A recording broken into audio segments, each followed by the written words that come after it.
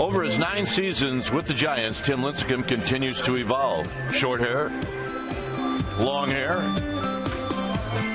even a mustache.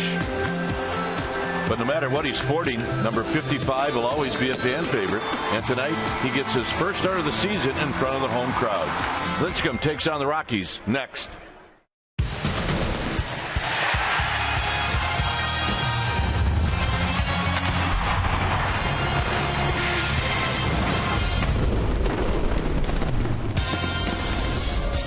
We've got another night game here at AT&T Park as we get ready to wrap up this 3-game series, Rockies and Giants. Hi again, everybody. I'm Dwayne Kuiper. Alongside me is Mike Krukow. Well, the Giants have lost 5 straight, and the pitching's been pretty good. Pitching's been really good. It's the hitting that's been a problem. But one thing we saw in San Diego was maybe there are some people concerned about Tim Lincecum. I don't think they should be. Well, Tim Lincecum is not concerned about Tim Lincecum. He has had a command of his breaking stuff since the first day of spring, and he's taken a great confidence into tonight's start. Now, he knows his team is struggling to score runs. He also knows that they've lost 5 in a row. He is going to try and be the stopper tonight and go out there and put an end to this losing streak. And, the old saying, go out there, throw a shutout, hit a home run. You can't lose. And he's never hit a home run. That makes him do. All right. Should be fun watching Tim Lincecum go for that big fly. It's Jackie Robinson Day all over Major League Baseball. With more on that, Amy G. after this.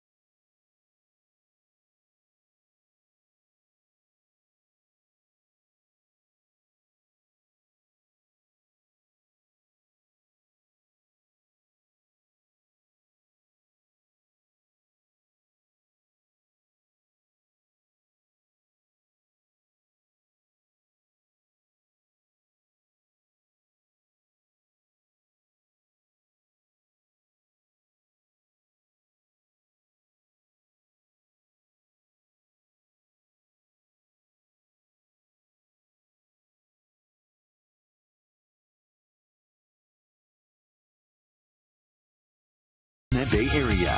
is brought to you by Jack in the Box. Jack's hottest sandwich is back. Head to Jack in the Box for Jack's Blazing Chicken Sandwich. By Toyota, #1 in MPG, durability, and resale value. Toyota, let's go places. And by DraftKings.com. Play daily fantasy baseball for free on DraftKings.com with the official daily fantasy partner of Major League Baseball. Enter promo code ORANGE for free entry.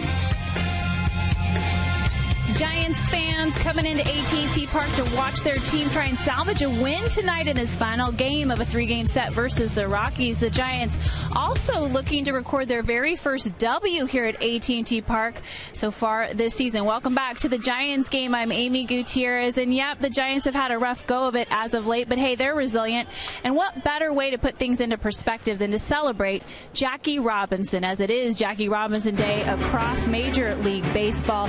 Jackie endured more than anyone should have to as the first African American to play Major League Baseball. So what did breaking the African American color barrier mean to the generations to follow? Well, Giants outfielder Justin Maxwell said the amount of diversity in baseball today is great. This game is beautiful, and he's thankful for the sacrifices that Jackie made. Sean Dunston, a coach with the Giants, now of course a former player with the Giants, he was the 1982 first overall round draft pick. He said he is so appreciative of the sacrifices that Jackie Robinson made, and he was able to play Major League Baseball because of it. He also said he's friends with Jackie's daughter Sharon, and every time he sees her, he says, "Thank you for your daddy." All right, well, today is also another special anniversary, and if you are a Giants or Dodgers fan, you know it. If you don't, Kruk and Kipe will be back after these messages to tell you all about it. Stay with us.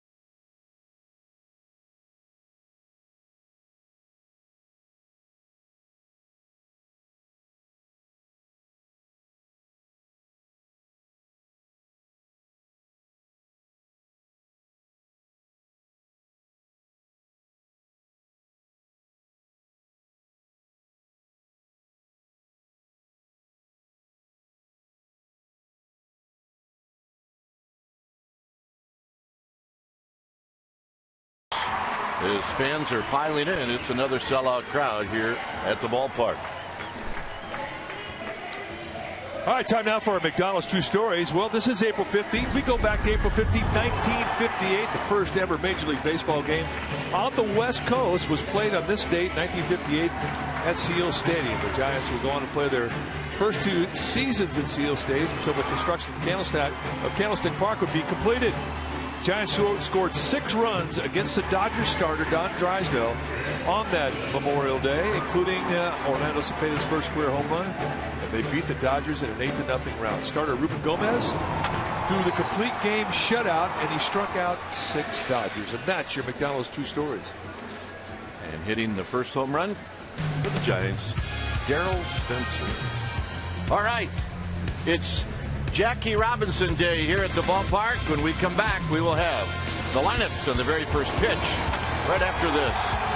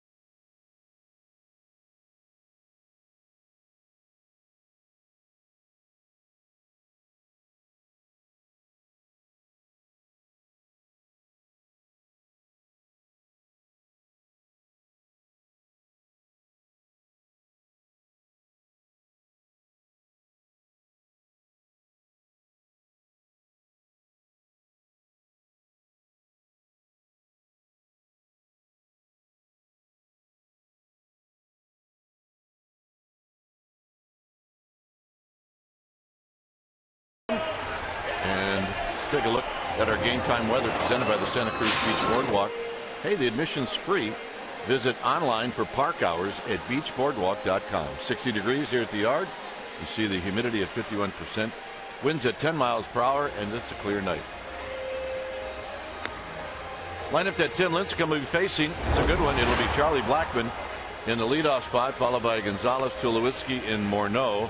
Hitting fifth is Nolan Arenado, who made the play of the year at third base last night on a pop-up. It'll be Dickerson in the sixth slot.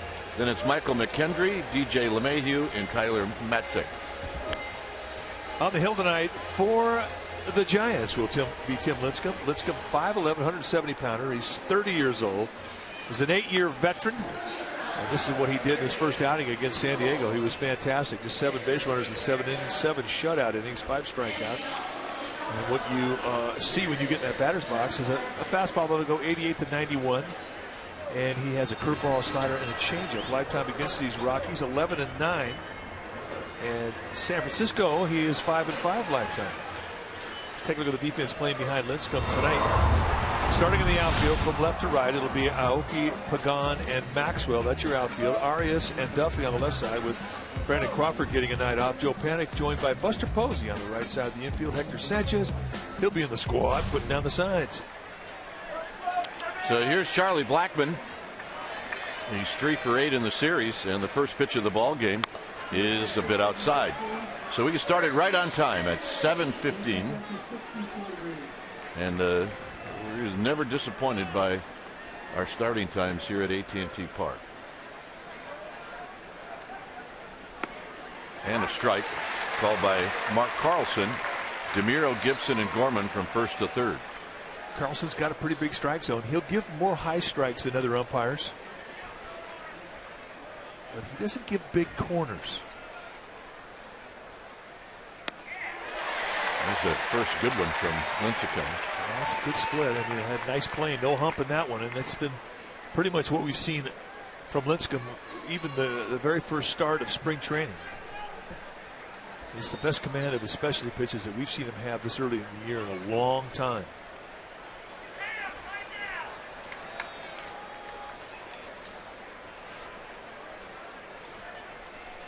And the 1-2 pitch to Blackman is down low. There's a 42 at every spot. And this is the 68th anniversary of the Hall of Famer Jackie Robinson's Major League debut. And that number is retired in every park by every team. 2-2 pitch to Blackman. 3-2. Well, you're right. Since Mariano Rivera retired, nobody will ever wear number 42 except on the anniversary. And tonight, all around baseball, every player, every coach, every manager will all wear number 42 to honor the great Jackie Robinson.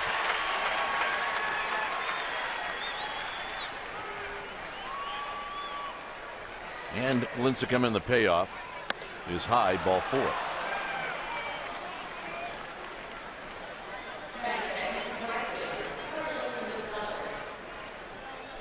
So here's Carlos Gonzalez.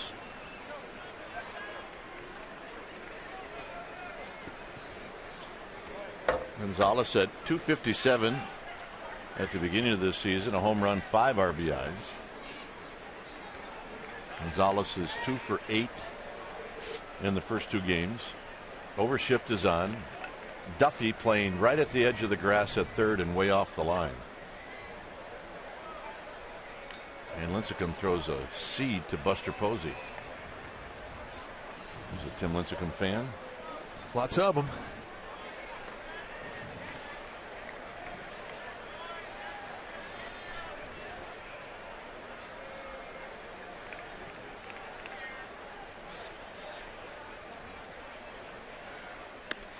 And a strike at the knees.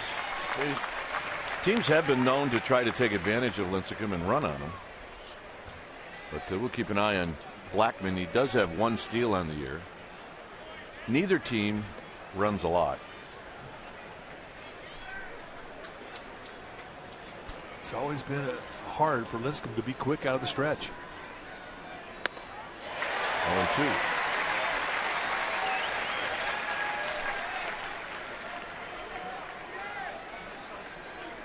Gonzalez has had 47 lifetime at bats against Lincecum, 13 hits. He does have 6 extra base hits, and that's very high. Yeah, they try to do the little sightline change and throw a high fastball across the letters, and once it gets up above your head, I mean, that's really not a pitch that accomplishes a whole lot.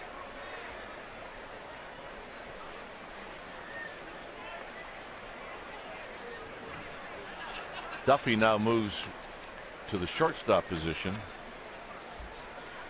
Sanchez setting up way out over the plate, and that's not close. 2-2. So he's having a little trouble with the fastball right now. Man, he's missing the same place. He's missing up with it.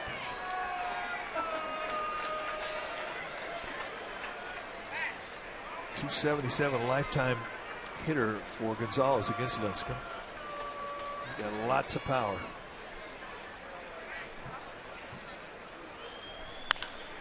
And he pulls that past Eric Young, and our ball dude down the right field line. Our ball dudes have been picking it this year. Yeah, that's Tom McGuire.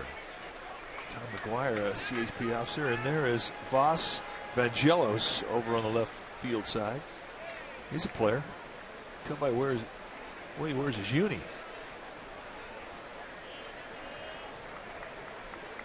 How many ball dudes wear a glove under the glove? Yeah.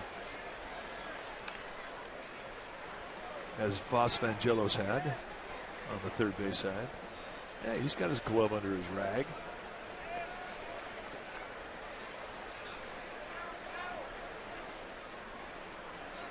Posey holding on Charlie Blackman.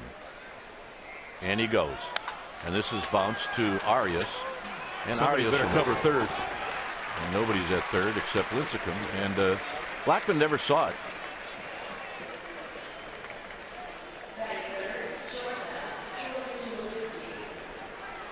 Well, with the shift on, Duffy, the third baseman, was going over to cover second. And once he got over to second base, there was nobody who was standing over at third. Now Blackman's turned and he's not looking at the play. There you see Lincecum regroup and he heads over. But the only guy standing over there was the third base coach, Stu Cole. Blackman really had no way of knowing, especially if you're intent on sliding. I think he just learned something right there with defense loading up one side of the infield in that situation. You watch that third baseman. So Lincecum spins around, had Blackman leaning towards third.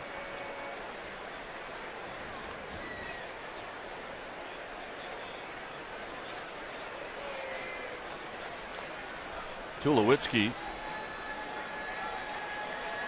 knocked in a run with a 1-for-4 night on Monday. And the pitch is inside, and then went 1-for-4 in the game last night.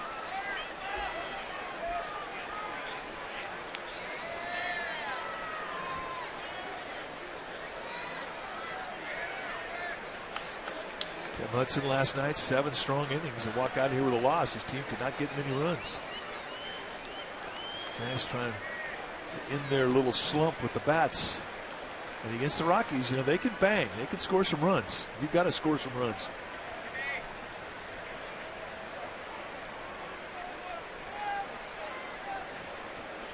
$15 for 47. There's Tim Hudson and his line last night. Those are the numbers for Tulowitzki against Lincecum.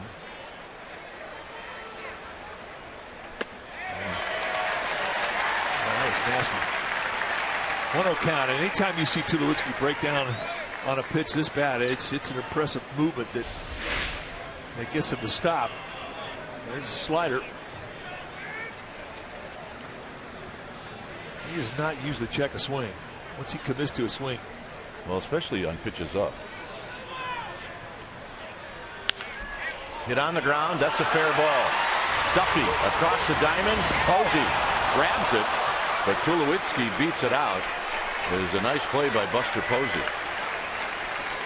Well, Duffy just saved a double and run. And Posey definitely saved a run. Watch the backhander by Duffy. And Tulowitzki runs well. And Posey wrestling that one hopper. Second night in a row that Tulowitzki's taken on that line. And this is a nice play right here. That is our Exmo, brought to you by your local Toyota dealer. So here's Morneau, who's hitting at .219.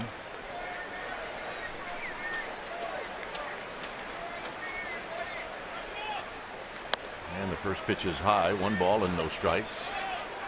So you can see Lincecum just trying to get his feet underneath him here in the first inning. Well, you know, he's always been a guy that finds his rhythm in his windup before he finds his rhythm in his stretch. And once he got into the stretch because of a walk to lead out this game, he's been scuffling a little bit. And that's pulled foul. Oh. We need a better effort. Yes.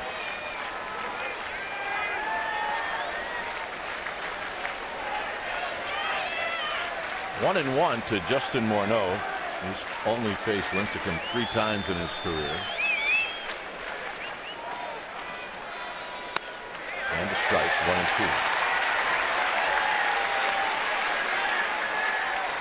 2. He won 20 games if he could throw that pitch whenever he wanted to. No, you're right. I mean, I think throughout his career, he really has had average command of the fastball. Even when he was, I guess when he was throwing 95, 96 miles an hour, it was you get away with a little bit easier by not having pinpoint command with the fastball. But he's always been able to control his other pitches better than the fastball. Loads up a split.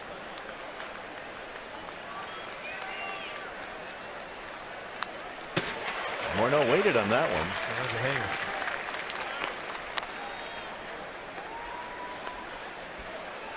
don't want to drop lazy breaking balls up around the belt to guys with power.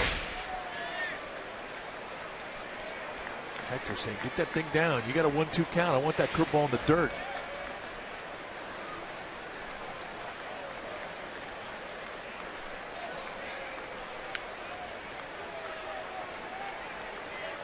One and two. On deck is Nolan Arenado. Got him. With the fastball. And at 87 miles an hour, you say, well, gee, that's not very live fastball velocity-wise. But he changes a two-seam grip and watch the movement come across the plate. Starts on the inside corner and just cuts away like a left-hander's cutter. And Morneau, a strikeout victim.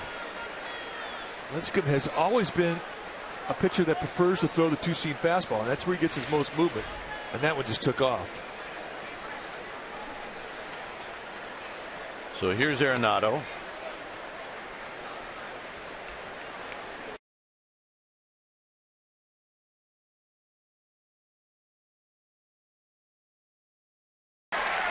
Big 12-6 curveball to steal a strike.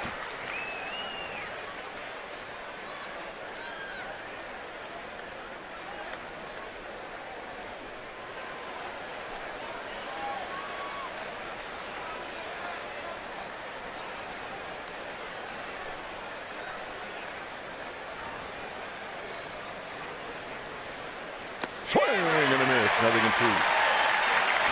He did not see any spin on that ball at all. You throw him a strike right now, you're doing him a favor. And with 2 outs, you do have an open base and an 0-2 count. He could throw 4 balls in the dirt. I think it would be very hard for Arenado to hold up.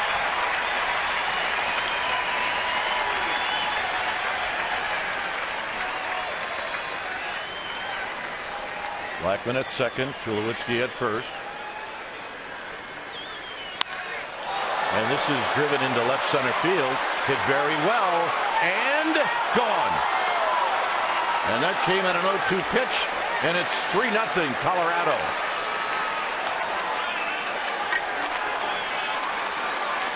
And for Arenado, his 3rd home run of the year. And it's hard to imagine that the guy that hit the home run had that kind of a swing the pitch before. Anything close to the strike zone, and you're really doing Arenado a favor. It's almost like he was in the swing mode, and in an 0-2 count, I mean, this is just a mistake right in the strike zone, and it just cost him 3 runs. Watch where it is in relationship to the knees. It's a little bit low and golfs it right out of here. So here's Dickerson. And Dickerson takes wide. Boy, and that's the one thing you want to avoid. If you're a starting pitcher and you know that your offense is struggling, you do not want to put them in a hole early. And that 3-run blast there hurts.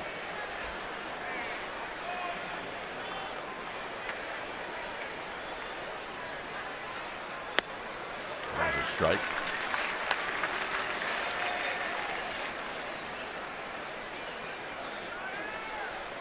Dickerson's been hot.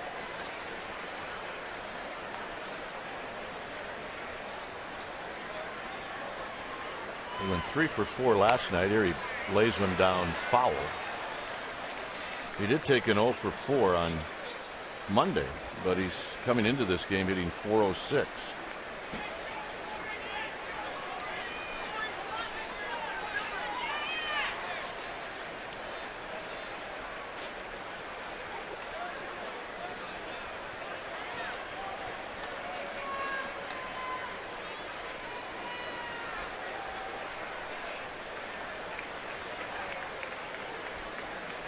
One and two. Old foul. 27 pitches here in the first inning for Lincecum.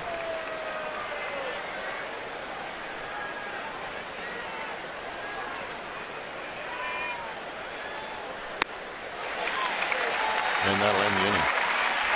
Damage done. A walk, a single, and an 0-2 home run. It's 3-0 Rockies.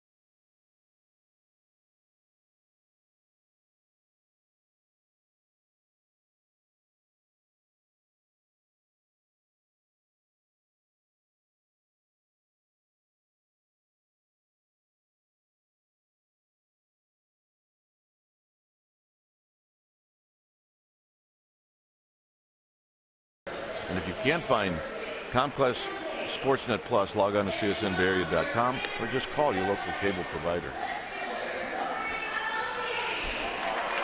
It's 3-0 Colorado. Here's a Giants lineup. And it goes like this. It'll be Aoki, Duffy, and Pagan. And Pagan's swinging the bat pretty well. So's Aoki. Then it'll be Posey, Maxwell, and Sanchez. Arias 7th, Panic 8th, and Lincecum 9th. On the hill tonight for the Colorado Rockies will be the left-hander Tyler Matzek. Matzek, 6'3", 230-pounder. He's 24 years of age. Just a little shy of a year's experience at the big league level. Former first-round pick by the Rockies. 11th overall. And for Matzek, you're going to see a fastball that goes low to mid-90s. He's got a good one. He'll sink and cut it. Curveball, slider, changeup.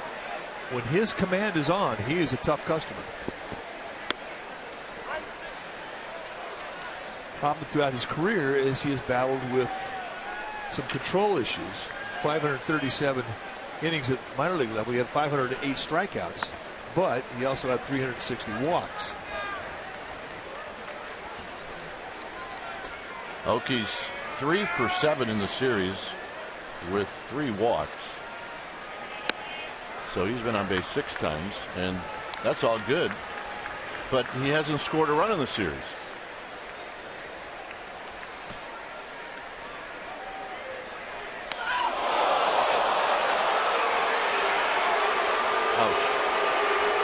And that's kind of the reputation of Matzek.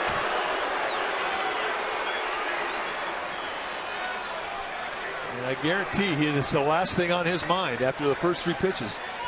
And he was going to get 90 plus in the middle of the back.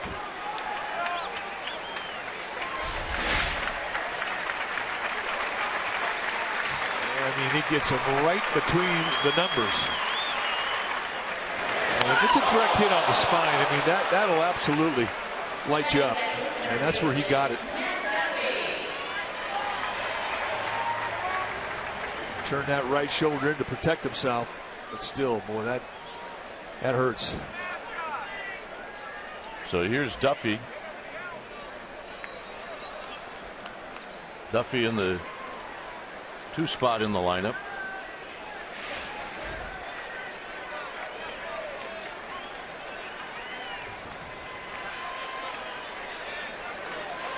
And he takes down low.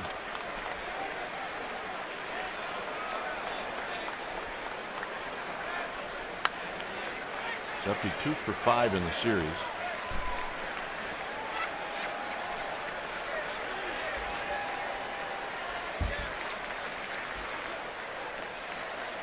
Swing and a miss. Pitch down low, 1 ball and 1 strike. Helped him out. But you know what? You get a guy drilled like that, and all of a sudden it does get quiet in the Giants dugout. Maybe that's something that could be an igniter for him. It sort of shakes the cobwebs from you.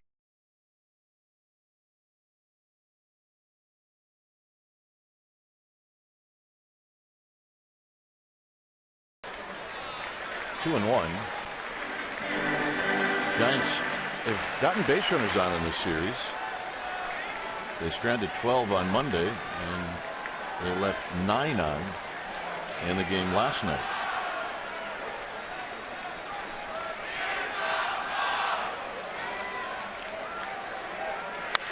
Out of play.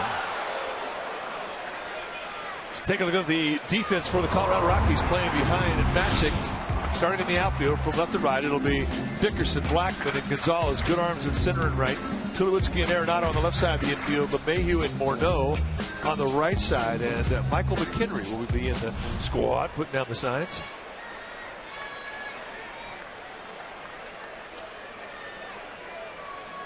Oki goes, pitches outside, the throw down to second. Not close. It gets away from Tulowitzki. And moving over to third is Aoki. Stolen base and an error.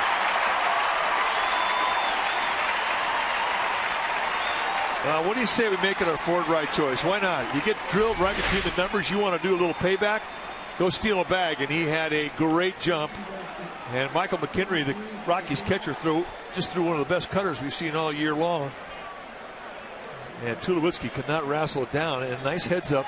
And this is the advantage of a pop-up slide. You're in position to take the next base. He stays down. He doesn't get that extra 90 feet. 3-2 to Duffy. Got him. Tell you one thing we've seen a lot of this year, and that's something other than a 3-2 fastball. Well, guys have 5 things or 6 things they can do with the ball, and you're seeing it more and more. They just don't give in to fastball counts. Cutters. I mean, that was the whole plan, was to get ahead in the count. Here's Pagan. Pagan takes down low. LeMahieu playing to the left of second base. Aoki has good speed at third base, and Rockies are basically given a run. You get a ground ball to shortstop, you're going to be on the board. You just need to avoid the strikeout if you're Angel Pagan.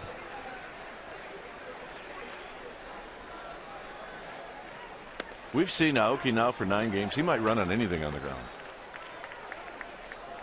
You're right. Plus, he's still about half ticked off about getting drilled. I think he is.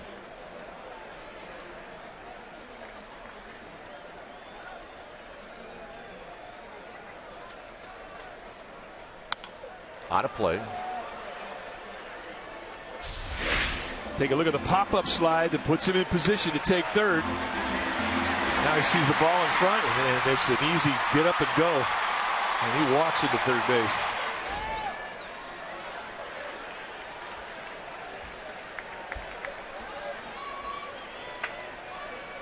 One and 2 to Pagan. He's faced Matzik 4 times in his career. He's 1 for 4.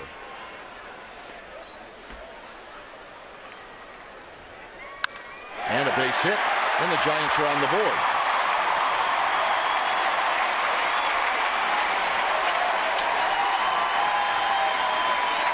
And he was not fooled at all on that breaking ball.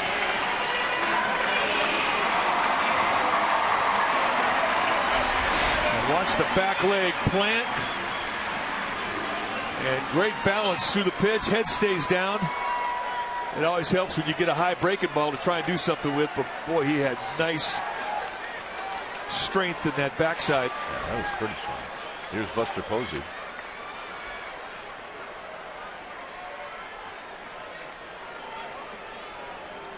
Buster did not have the total day off yesterday. He pinch hit in the 8th inning, came in to catch in the 9th. And he hit a ball that a lot of people thought was going to be out in center field, but Blackman caught it right at the wall.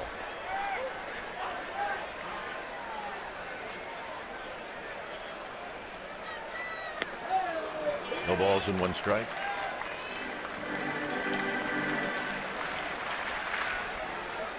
Overall, 241 for Buster Posey. A couple of home runs, 4 driven in.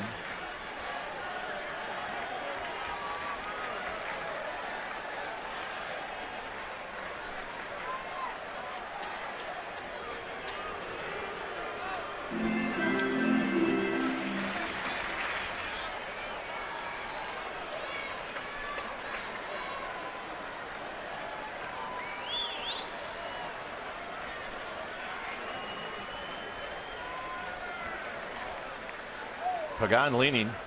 He does not go, and it's outside. 1 ball and 1 strike.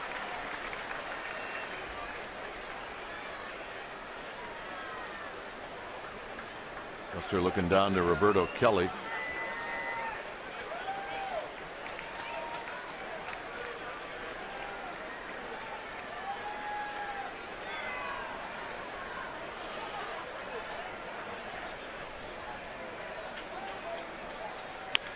Pulled foul as Matzik got Buster Posey out on his front foot. It's 1 and 2.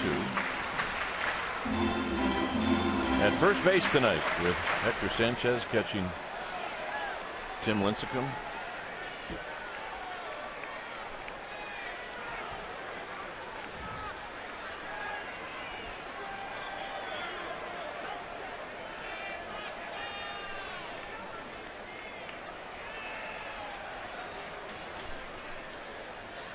Outside 2-2. This is always a good time if you run into JT Snow on days where Buster Posey's playing at first, just to tell JT, yeah, Buster's got another night off. He's playing first base. JT Snow, Gold Glove first baseman, sort of takes that as a personal insult, which is why we remind him of that. Of course. 2-2.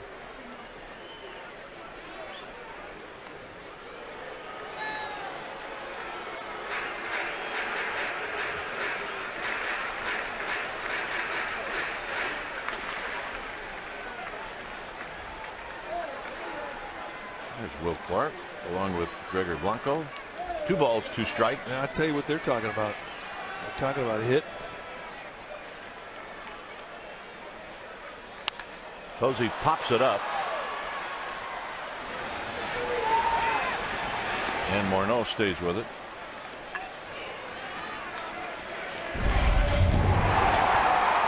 Will Clark before the game talking it over with Brandon Belt.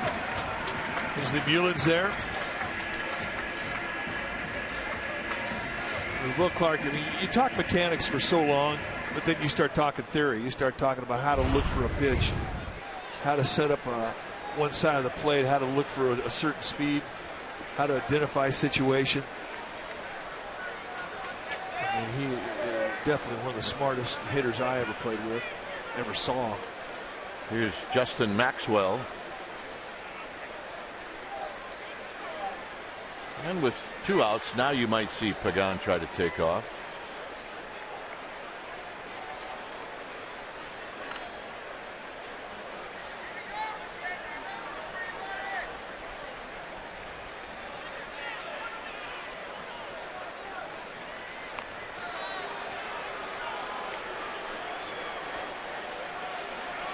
Do you have maybe another suggestion as to how many times you could throw over in an inning as part of your changing 20 rules before the end of the season? You know, how about 10? Well, that's 10's too many.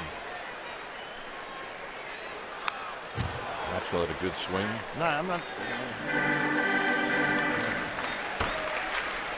When we were in Montreal at the Olympic Stadium, they used to have a big jumbo screen up there. It was all black.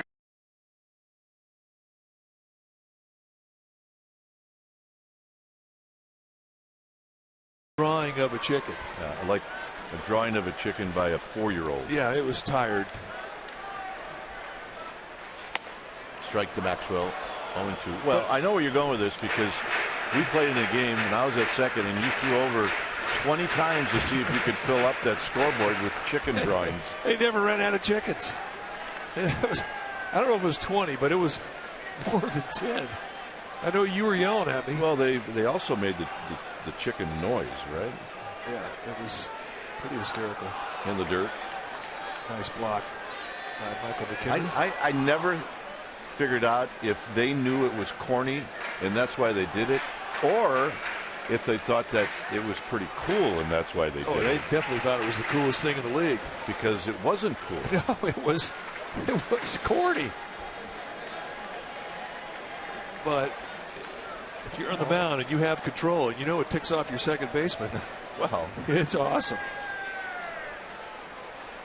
Now Pagan goes, and it'll be a stolen base for Pagan.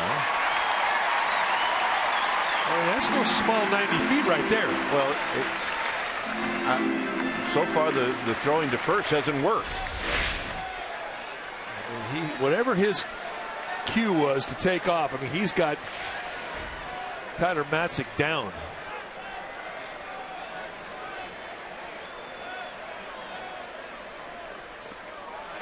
Ball gets away, no swing.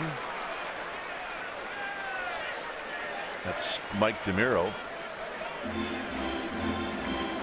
Another nice block from Michael McKinry. McKinry's built to block balls. 5'9", 210. Built like a hydrant. It helps on blocking balls, and that's textbook perfect. 3-2 with the base open.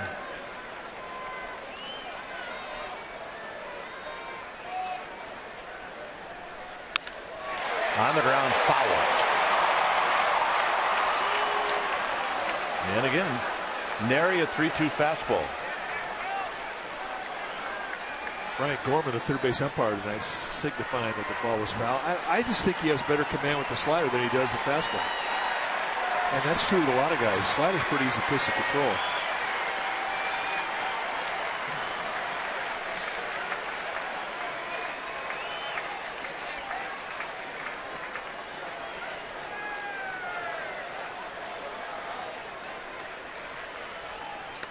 And the walk. Nice at bat. Another non-fastball. Yeah, I think he felt he had an open base, so he didn't have to challenge. I think that was smart.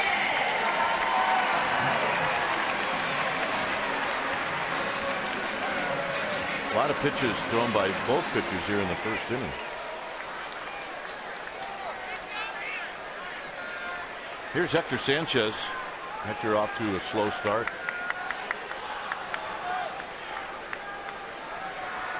Sanchez has only had one at bat right-handed. He's 0 for 1.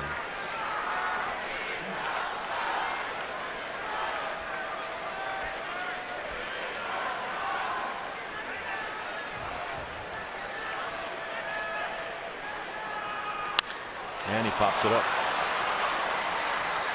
It'll be Blackman. Giants on the board. They strand a pair. It'll be McHenry, LeMahieu, and Matzik coming up.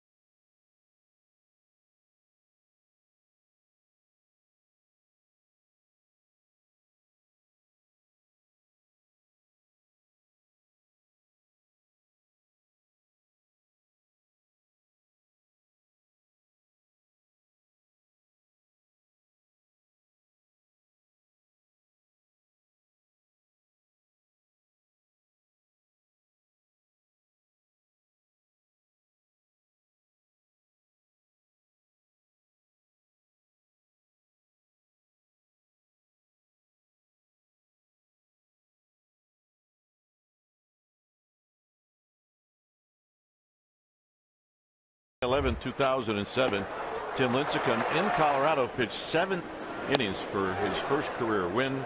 Lincecum would go on to strike out 6 while only walking 1. He allowed 5 hits and an 8-3 victory at Coors.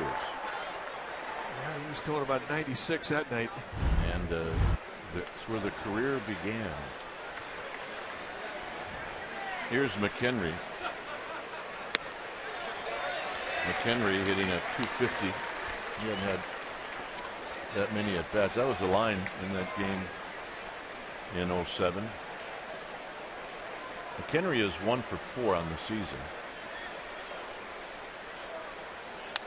Foul back. Willeen Rosario did a lot of the catching, but he's a pinch hitter now. Yeah, Rosario just never developed into a good defensive catcher. And with Walt Weiss, the skipper of the Rockies, I mean, I think his whole philosophy is built around defense. And that's why they went out and got a Nick Hundley. Nick Hundley and Michael McHenry, they're good defensive catchers. And it looks like McHenry dropped about 10 pounds. Well, you don't want to pitch him up. I mean, remember the old saying, you pitch the tall guys up and the short guys down. You make mistakes bell high above here, he's going to hurt you.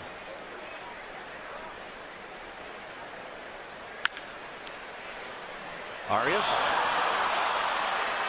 kicks this one. Let's check in with Amy G. Amy. All right, guys, let's get fans an update on Casey McGee. He's been dealing with a left knee bone bruise. He was out early today. He was running. He was throwing. He took BP. He took some grounders, and Bruce Bochy said he is available to pinch hit off the bench tonight, and he could start tomorrow. Good news, guys. The good news, Amy G. Let's hear it for the girl. That is good news. Let's go, name of the gamer. Casey McGee. We'll expect 3 or 4 more of those during this game. Here's LeMahieu. LeMahieu takes a strike.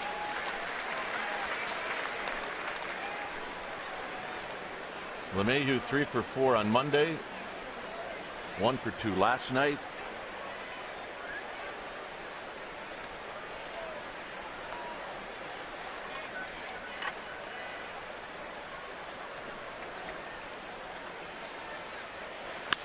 And he golfs this one into left field. Aoki cuts it off, so McHenry will stop at second. And LeMahieu continues to scald the ball. Well, the commemorative gold jerseys and caps that will be worn during the ring ceremony game this Saturday, April 18th, are now available at any one of our 10 Bay Area Giants dugout store locations. Dugout store locations have the largest selection of gold player jerseys. Don't miss out on this limited edition collection. That's the majestic gold jerseys and the new era on-field gold cap on sale right now at Giants dugout stores. Matzik bunts it, and that's a fair ball, and they're going to get the out there, and good base running by McHenry. Well, I thought off the contact of the bat was going to get at least 2, maybe 3. Now McHenry can move. He runs well for a catcher.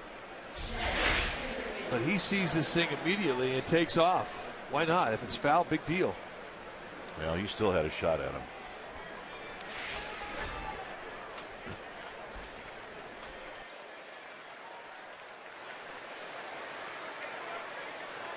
So here's Blackman, and the Giants will play the infield in. Pure strikeout situation for Tim Lincecum.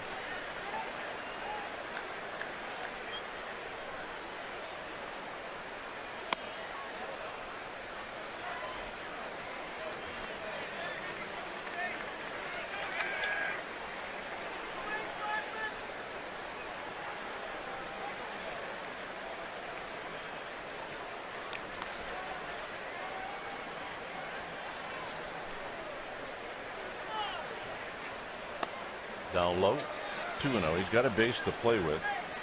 He does not have to give in here at all.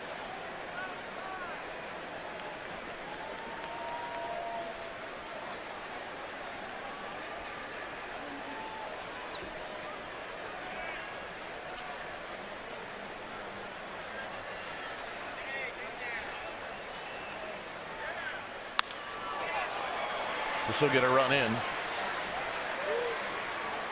Is McHenry's going to score. Moving over to third is LeMahieu. And it's a sacrifice fly. Yeah, good at bat. That's what the situation called for.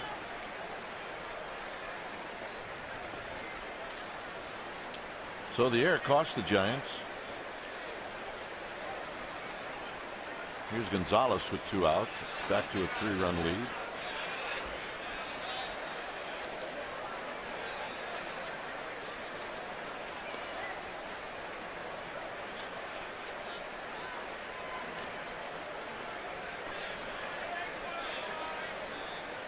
Down low, blocked by Sanchez.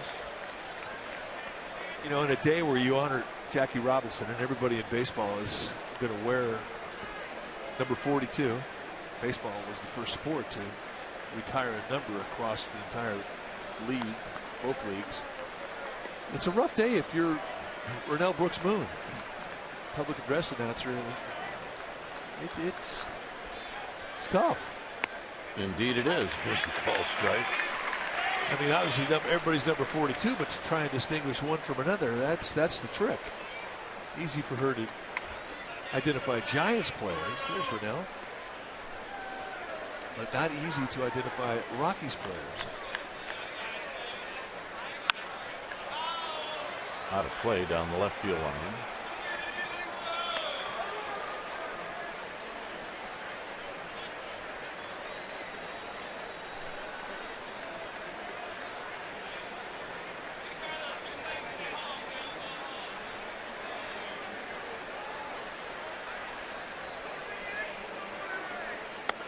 Very high, 2-2. There's the Gotham Club. A great place.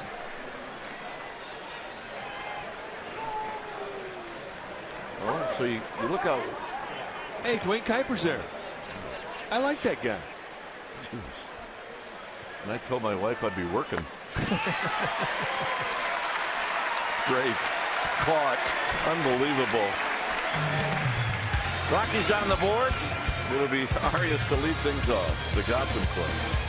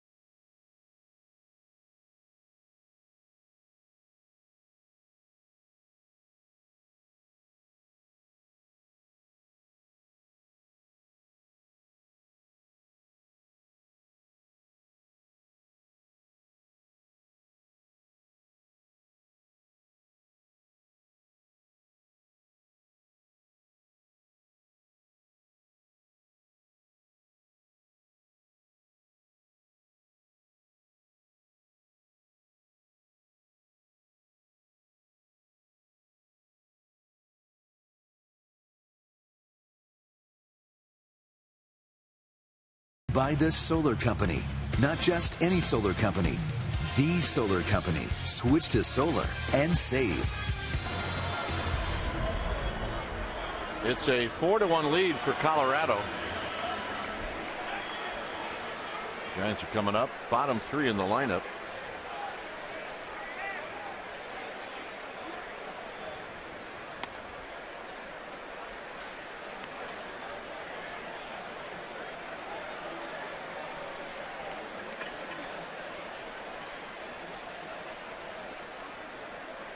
Joaquin Arias has one hit on the year, and it was a home run in San Diego. He's 1 for 9.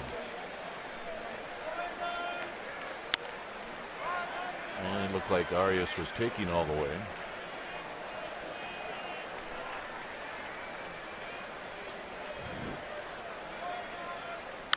There's a base hit to right field.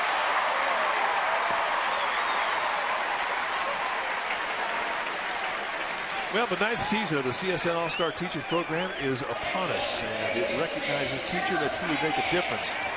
And you can visit csnbayarea.com and you can vote. It is brought to you by Provident Credit Union. The winner receives $20,000 for his or her school. Your vote counts. So please join in as we select the 2015 All-Star Teacher. Here's Panic.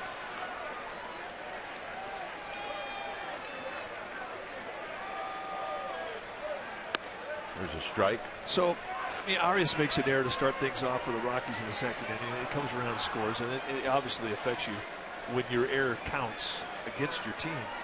But when you come back up and lead off with a base hit like he does that soften it a little bit? Absolutely not. down low to Panic. At least didn't for me. It may for him.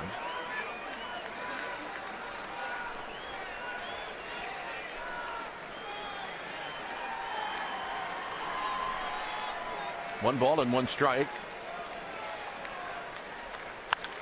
Panic lifts it to center field.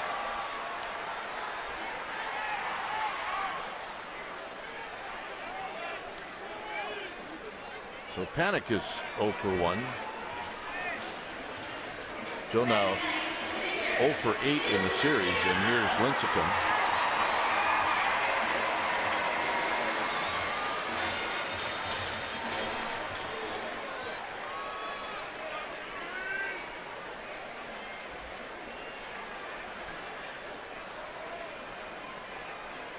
Lincecum, pretty good bunter.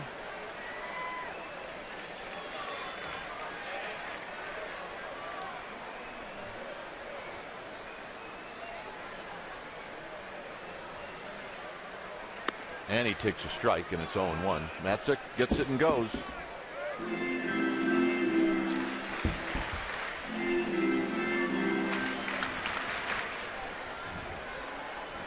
think that's pretty steady across the board with the Rocky starting pitchers. They don't hang around too much. They like to work quick. I can't say that about their bullpen. They're much more deliberate in the pen than they are in the starting rotation. You would figure if your manager was a former shortstop like Walt Weiss, he would appreciate a quick pace from the pitchers, as I think all old infielders would tell you. Work quick.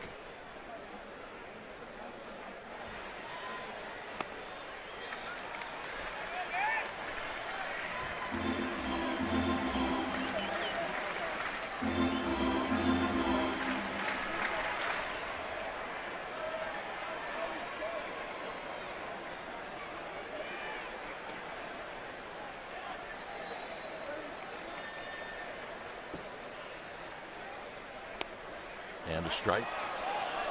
Say, every time he needs to make a pitch, he throws that slider. And I really believe that it's an easier pitch for him to control, one that he can count on. You see McHenry wants another one.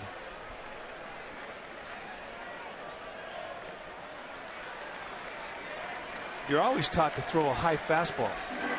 That's the hardest pitch to bunt. A breaking ball, because it has downward break to it, is an easier pitch to get on the ground when you're bunting. But you have to be able to throw something across the strike zone. I mean, that's the first responsibility for a pitcher in a bunt situation.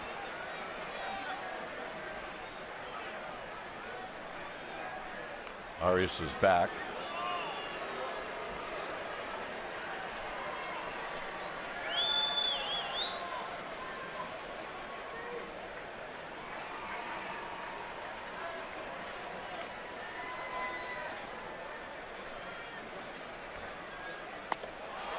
Got him. After all of that. Here's Aoki. One thing they're doing, they're definitely getting pitches out of Tyler Matzek. That was number 40. It's about 10 too many. Should have 30 by the end of the second inning, and he's got 40, and he's still going here in the second.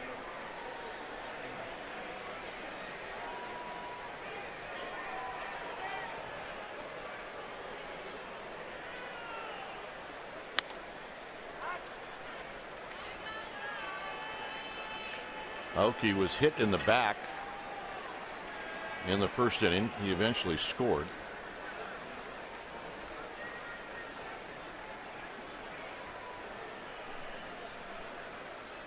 Way outside, 1 ball and 1 strike. That's one of those guys who can be effectively wild. That fastball all over the place doesn't really give you a great sense of security if you're hitting off of it. And then all of a sudden paint you 2 strike counts and give you a knee-high corner location and beat you.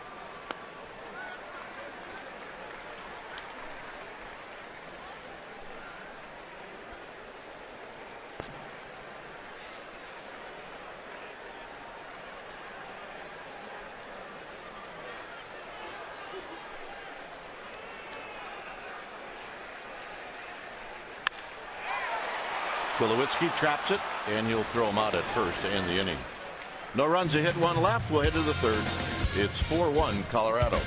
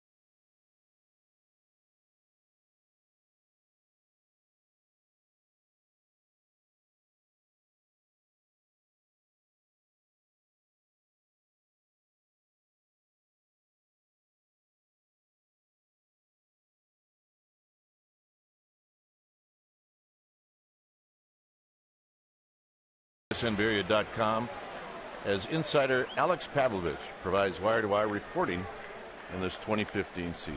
Check it out only on CSNBarea.com. Here's Tulowitzki to lead things off. It'll be Tulowitzki, Morneau, and Arenado. And the first pitch is down low. Tulowitzki had an infield hit in the first inning, and he eventually scored on the Arenado home run.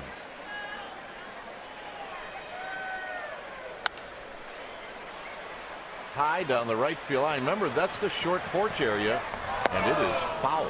I think it's starting to get a little scary.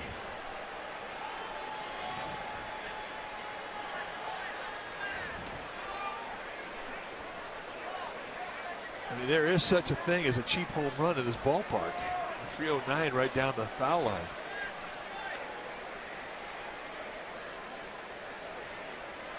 In a ballpark that just doesn't give up that many home runs, there is one spot that you don't have to absolutely crush it to get it out of here. And Tulowitzki almost found it. Pagan moving over, and he'll put it away. So for the first time tonight, Lincecum has retired that leadoff hitter.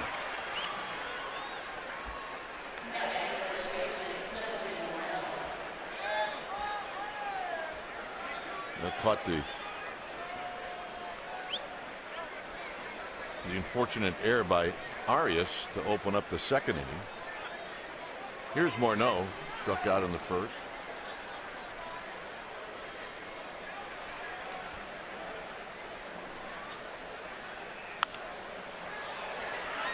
Duffy will give chase, but that's going to be in the seats.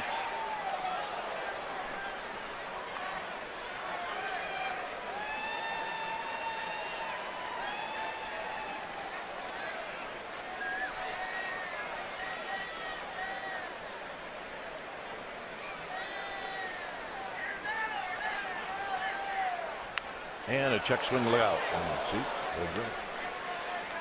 You look more like a cricket batter than a big league hitter on that last pitch. Everybody okay? We're good. Gamer. He's fine. Can't hurt Steele.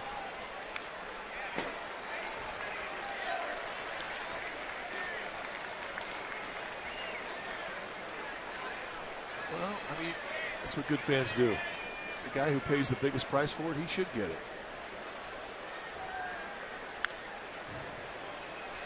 Tell you what, more noise.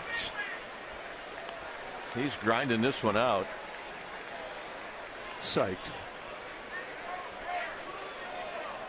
Honey, you okay? That's all right. Compound fracture, nothing serious. You got your ball. We're good. And Manoah got a high fastball, and he fouls it back. Third inning.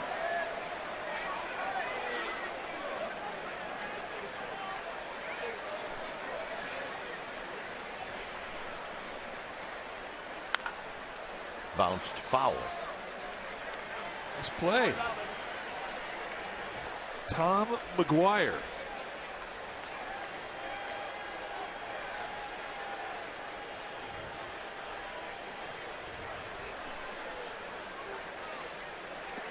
Motorcycle cop. CHP officer.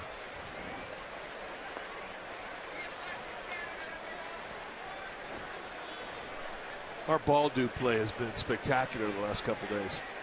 Spectacular. Foul back. He is in the swing mode. Last night we saw some amazing plays from Mark Madden, the ball dude. This one, he saves his ankle.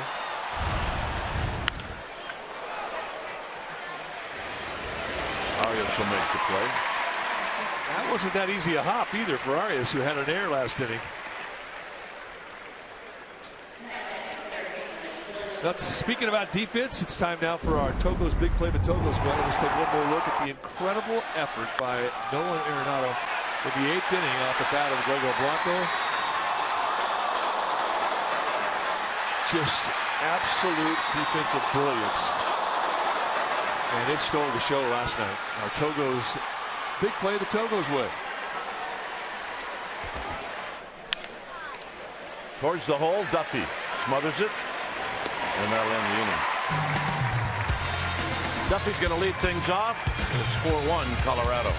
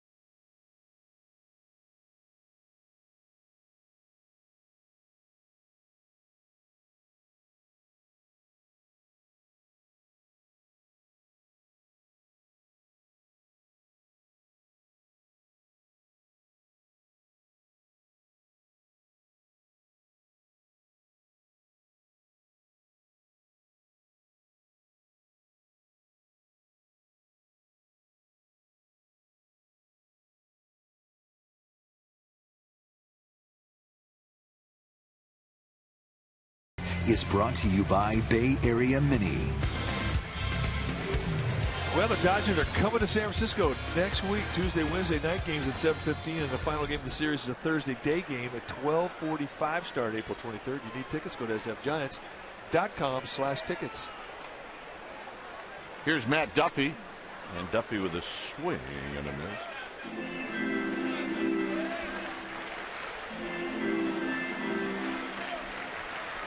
Duffy struck out in the first inning. He shoots this one to right, but Gonzalez out in Triple's alley puts it away. And that'll bring up Angel Pagan.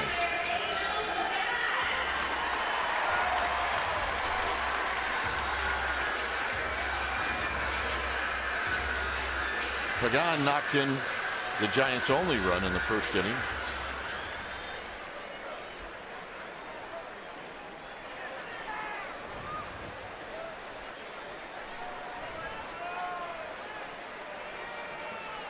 And here he takes a strike. They continue to put the shift on with Pagan, and he keeps hitting it the other way. Well, to him, it's become a challenge, and he has been consistent beating that. Morneau. That's it. Got him. What a great play. Oh, we've seen some good defense in this series. It really became a foot race between Matzek, the pitcher, and Pagan. But Pagan, again, going opposite the shift. And Morneau playing way off the bag, goes on his belly. High backhander, and then a perfect chest-high flip. And they just do get Pagan, who could put some heat on the play with his speed. That's just a great play. And finishes it off, and that's it, to his credit. Got over there and outran Pagan. Here's Buster Posey, who popped out in the first. And just off the plate.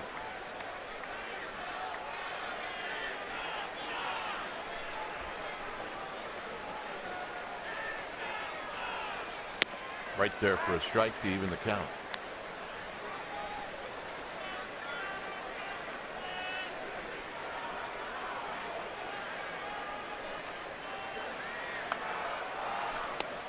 Just inside, 2 balls and 1 strike.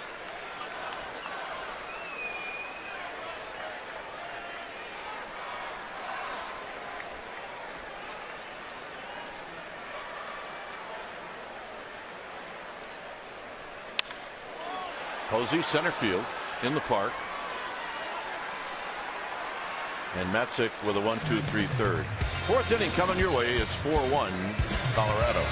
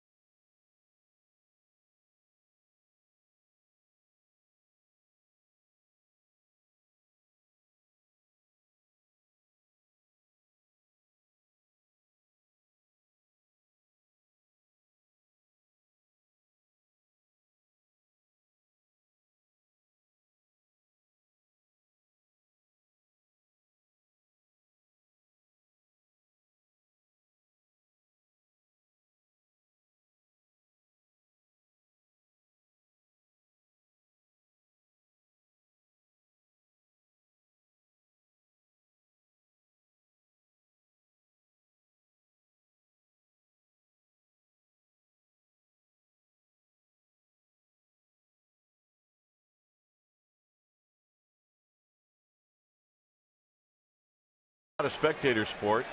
If you're going to spend your whole life in the grandstand just watching what goes on, in my opinion, you're wasting your life. Well, he did not spend a whole lot of time in the grandstand. And he's more of an athlete than just a baseball player. He's a football player too. All right, with 1 out, let's check in with good news. Amy G. All right, guys. Well, this comes as no surprise, but Skipper Bruce Bochy did admit that his offense has been pressing so far this season. He said partly due because there's so much more attention paid at the beginning of a season. So as a reference point, he decided to remind them, hey, you are defending world champs. This group of any group knows how to get through adversity. They know how to get through rough spots. And most importantly, it's a very long season. So maybe fans might want to listen to Bruce too. Guys? Yeah. Probably right. And by the way, Amy, nice jacket. Nice jacket. Wow. No balls and one strike to McHenry. Well, it's hard to be patient. I mean, it's and for right now, it's especially difficult to be patient because they haven't been able to get much going since they've come back here to San Francisco. They haven't really gotten the fans to get into the game, and that's one of their biggest assets. And they haven't been able to ignite 41,000 here that have come in ready to scream and have fun and get it going and create energy. And I think that's what frustrates the hitters, is they just cannot ignite. It looks like it's happening in the Garden again.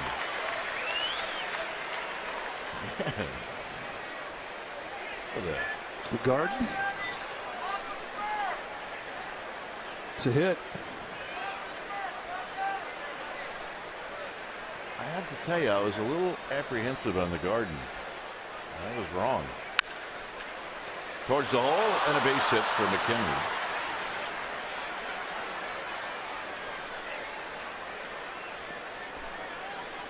So you didn't think it was a concept that was going to happen? I just didn't know where it was going to go and what it would look like. And now, whew. I want to get that. I want to get that. I want to get that. No gut bombs out there. I guess if you're looking for a burger, look someplace else. Yeah.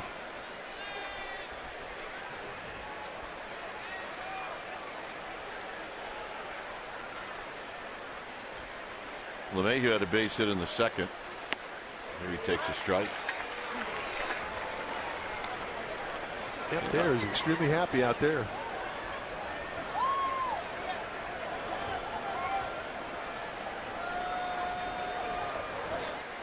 If you haven't seen the Garden, next time you come out to the yard, check it out.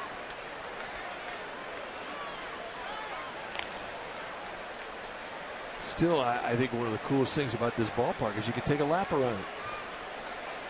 You see the different views.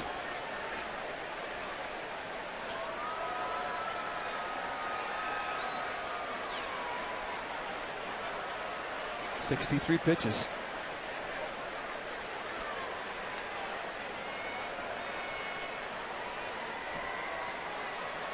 Runner goes down low. So stolen base for McHenry. As we said, McHenry for a catcher runs very well, but he's also a smart base runner. And if he senses that a guy's not paying attention to him, and for Lincecum, he's figuring there's a catcher over there, he's not going to be going. Watch how high the leg kick, deliberate. That's 1.47 seconds. That's a slow unload time. And McHenry took advantage of it. Of course, it helps when the ball's in the dirt, too. Not a whole lot Hector Sanchez could do about that one. 2-1 with Matzik on deck.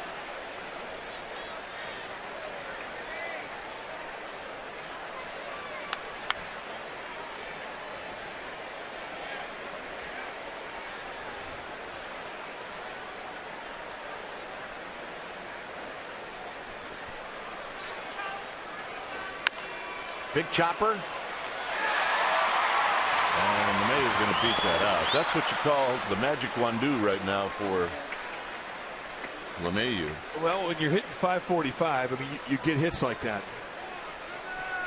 They played in even with the bag at third base with Duffy. Once he goes back on the ball here with LeMahieu's speed, it probably was a throw that Duffy should not have made. Hurries it, ball in the dirt, and really you have a chance to throw it away much more than you have a chance to try to throw a runner out. Bunt situation now here with 1 out.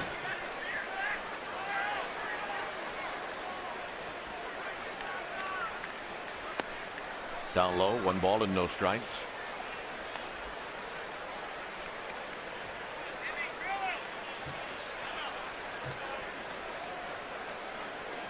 And a sacrifice bunt for Matzik in the 2nd inning.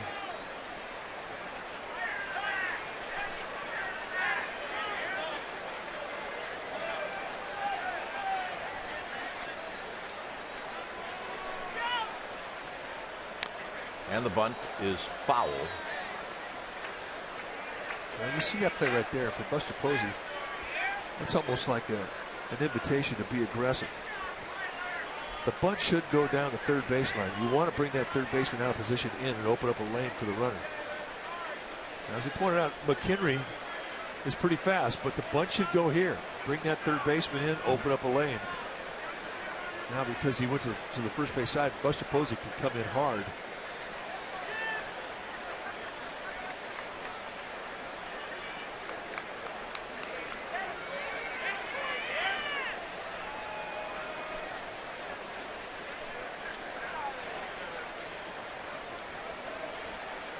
Matzik lays it foul, 1-2.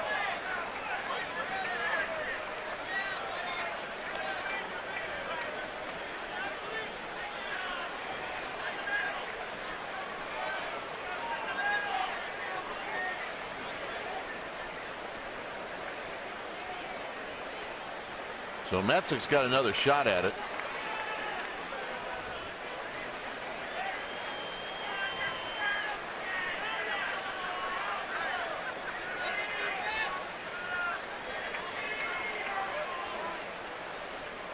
Just not able to hook up with what Lincecum wants to throw. Hector Sanchez has suggested 3 pitches, and Lincecum says, no, that's not the one I want. And they still can't figure it out. Now they do. It's 1-2. And that was probably a pretty easy pitch for Matzik to catch up to.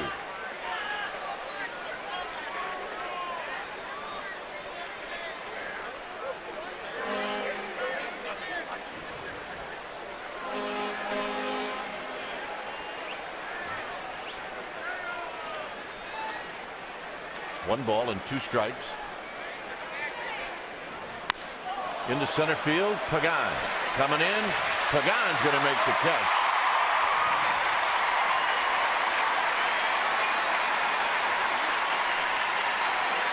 And that is out number 2.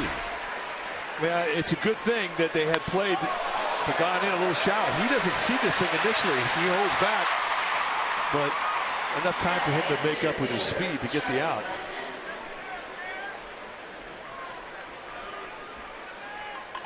So a lot of pitches to get that out.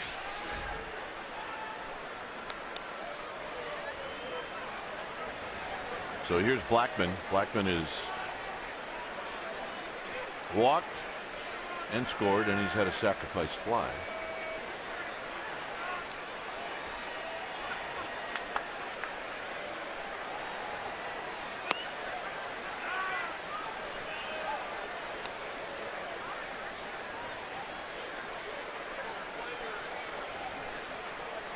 McHenry at second, LeMahieu at first.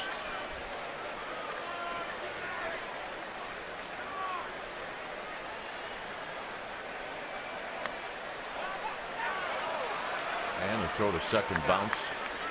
McHenry back.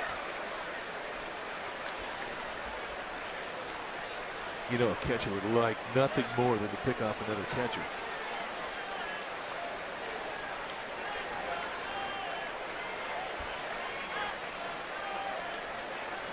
So it's 2-0 to Blackman.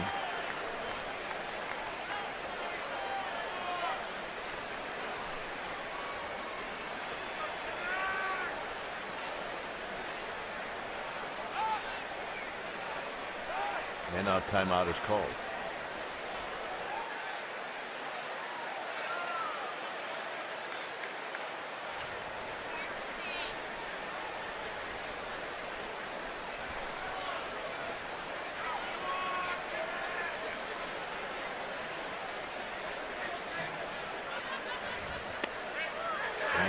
gets the call on that pitch. It's 2-1.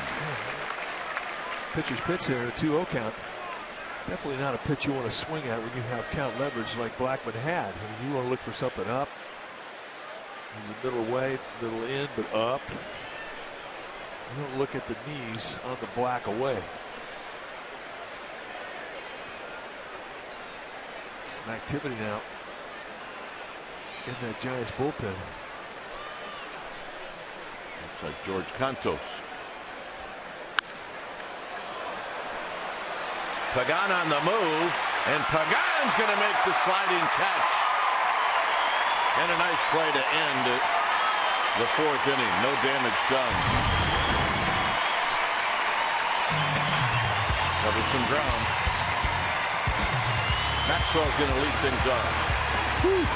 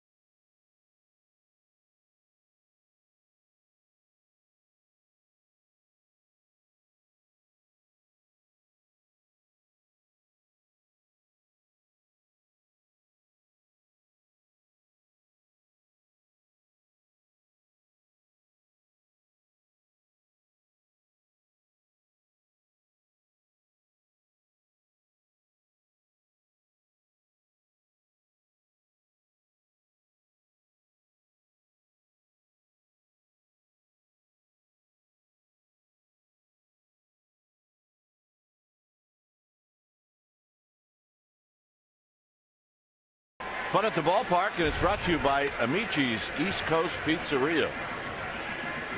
Yeah, that's fun, throwing out the first pitch. Let's go with Joe. Hey, the G-Babes from P-Town are here. Lots of smiles, lots of great attitude. And they all want to see a few more runs scored by this Giants offense.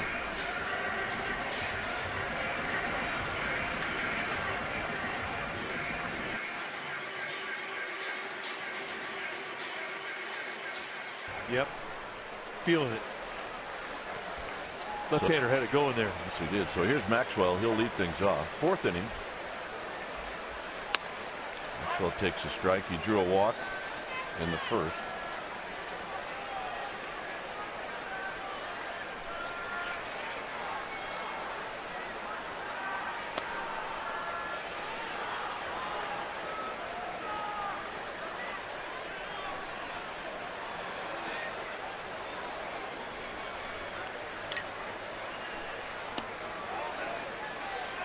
No swing.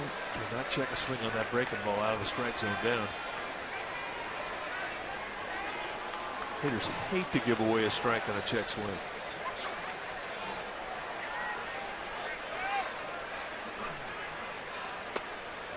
Three and one. The only thing worse is a check swing comeback to the pitcher. That's when it gets entertaining for a pitcher to hear the comments of a runner running down the first baseline. That is a fact. There's a strike. It's 3-2.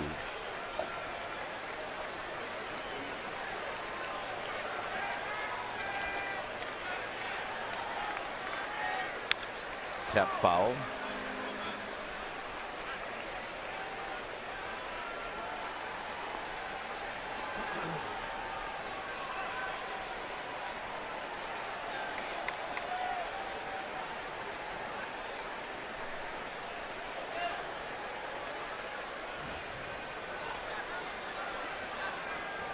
So Maxwell in a battle right now, and he got him.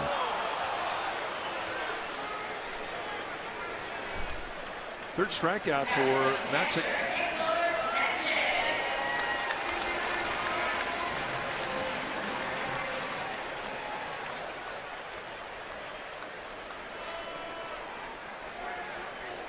Here's Hector Sanchez.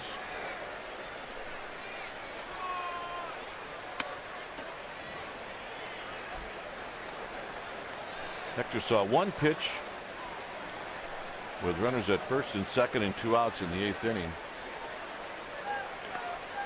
And he popped out to center field.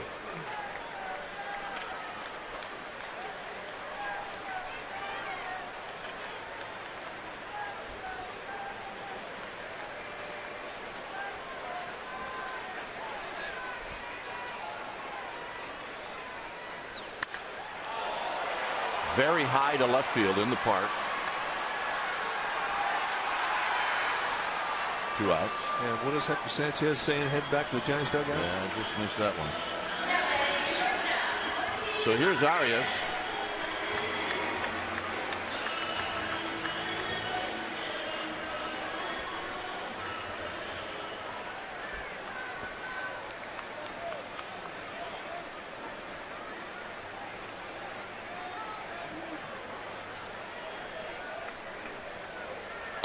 Arias with a base hit in the 2nd inning.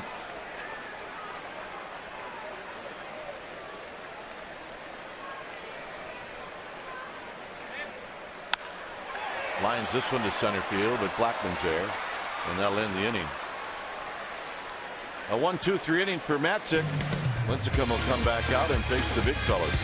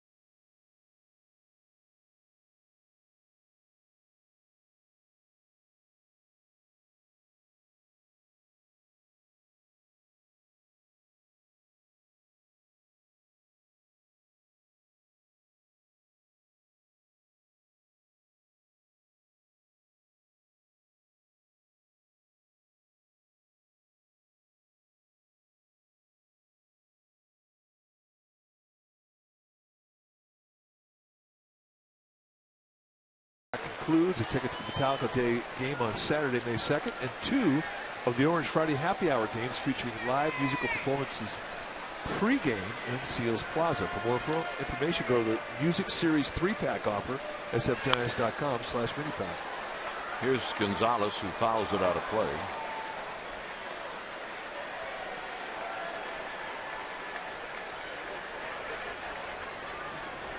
My first Giants game from Gilroy. Okay, flip it. Well, welcome. Where you been? Gonzalez takes it down low. 1 ball and 1 strike. 77 pitches for Lincecum.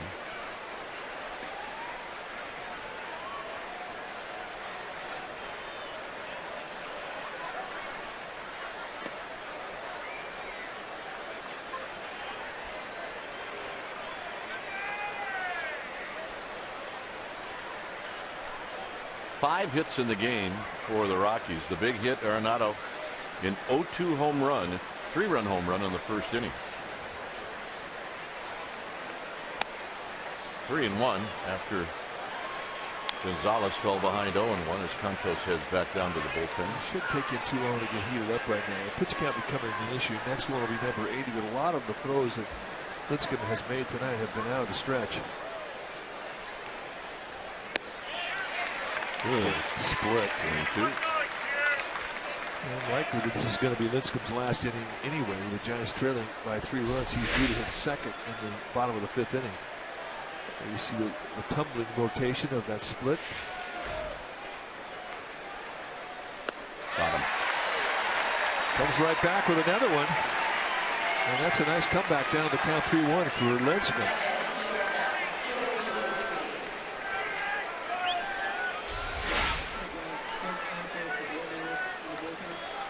Another split. Just sort of falls away. And Gonzalez, who's an aggressive hitter, cannot hold up.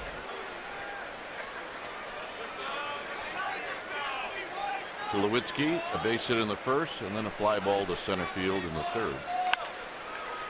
Into the hole, Arias up and throwing. Got him. Nice play. That's the big leagues. And the thing about this play is that the momentum of the play sort of determined which way Arias is going to 360. Spin, get up, get your feet very quickly, and shoots down Tulowitzki, and that's a beautiful play. That's a big league shortstop. Just sort of ad-libbing by the way he received the ball and how he took it, and how the momentum took him in an opposite 360. Here's Morneau.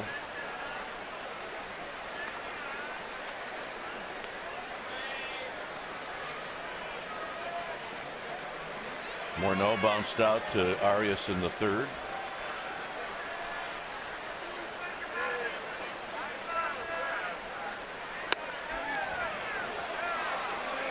Two and 0.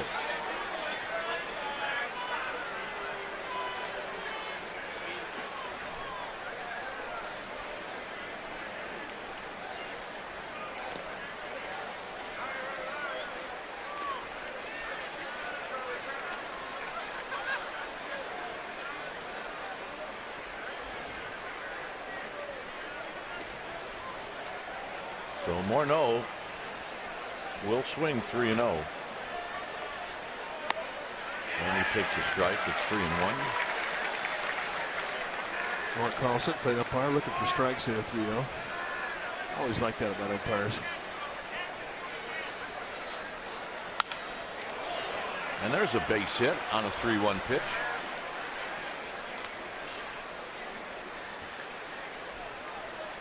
So Morneau picks up his first hit of the game. You mentioned the big blast in this game, and an 0-2 count, 2 on, 2 outs. And Lincecum leaves one of the strike zone right at the base, and Arenado golfs it right out of here for home run number 3 on the year.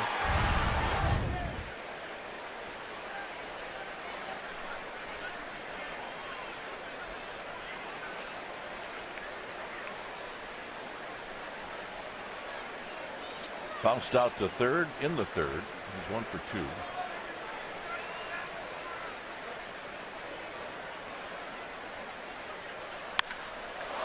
Smokes this one at Aoki, and that'll end the inning.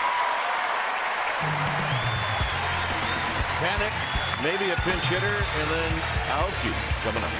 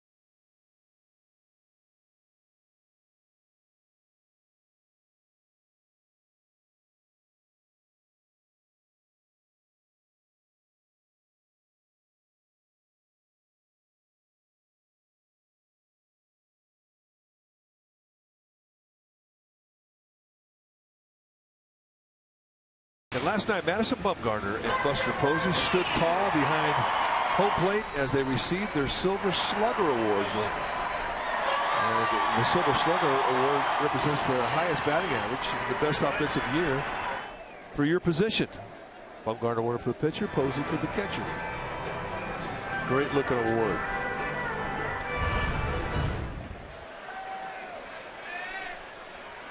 Here's Panic. AP Male Athlete of the Year was the other trophy that Bumgarner was holding. Yeah, he filled up the trophy case last year.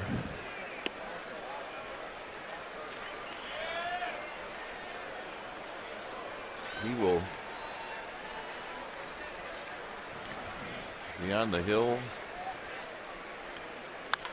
tomorrow night. No luck for Panic. That's kind of how it's going right now for him. Get a ball right on the screws. At him ball. Hit right at him.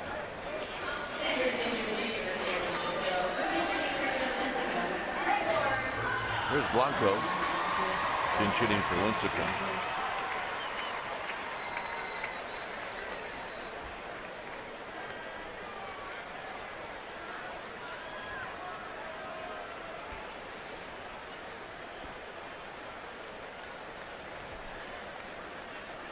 Blanco shortens up to bunt. Blanco hitting .214. He's 6 for 28.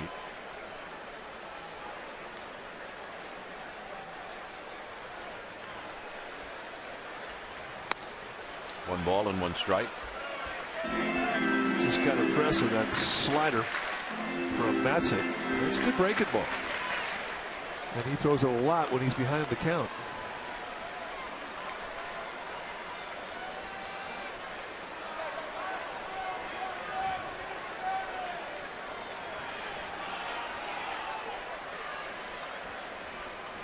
On deck is Nori Aoki.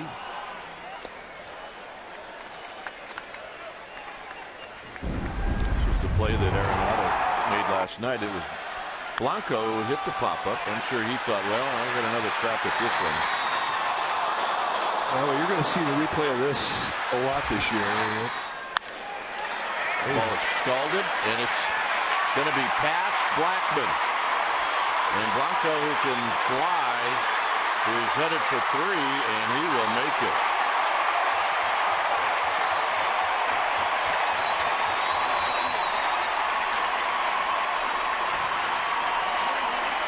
And finally, the folks here getting really something to cheer about. Extra base hit. First one of the night for the Giants. They overplayed Blanco to the left center field side, exposed a little area, and he shoots it right by Charlie Blackmon. And once he sees the back of an outfielder as he rounds first base, he's thinking third. And watch him kick it in gear and scoot.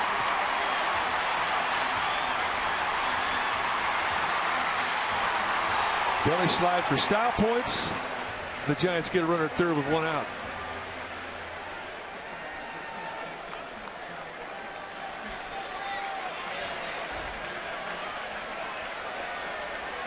Here's Aoki. Infield will play back with the exception of Arenado.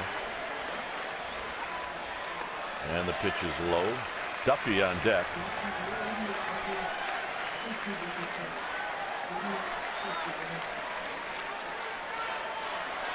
Linder, little infielders for the Rockies playing back. So with a 3-run lead, Walt Weiss trying to stay out of the big inning.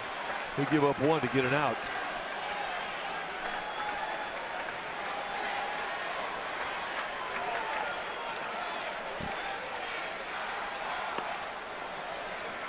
And how many times have we seen it tonight with Matzik behind in the count? Slider.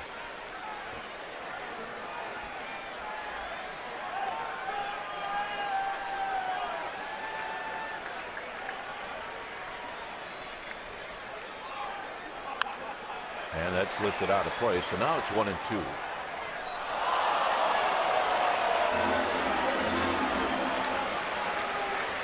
Got a man making a play.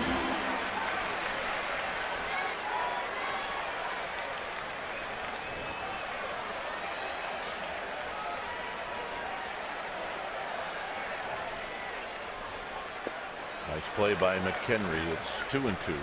He's tough to throw the ball by. He is built to block balls, and he has done a great job in that category tonight. One thing nice about a slider, if you're a left-hander, that ball, if you throw it on the right side of the plate, it's going to come back to a catcher. Sliders and curveballs are predictable.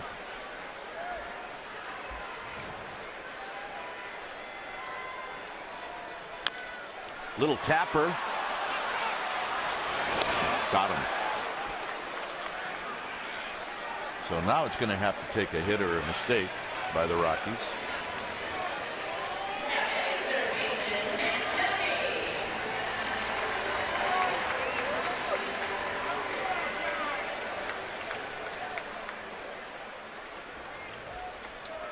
Duffy is struck out and flied out.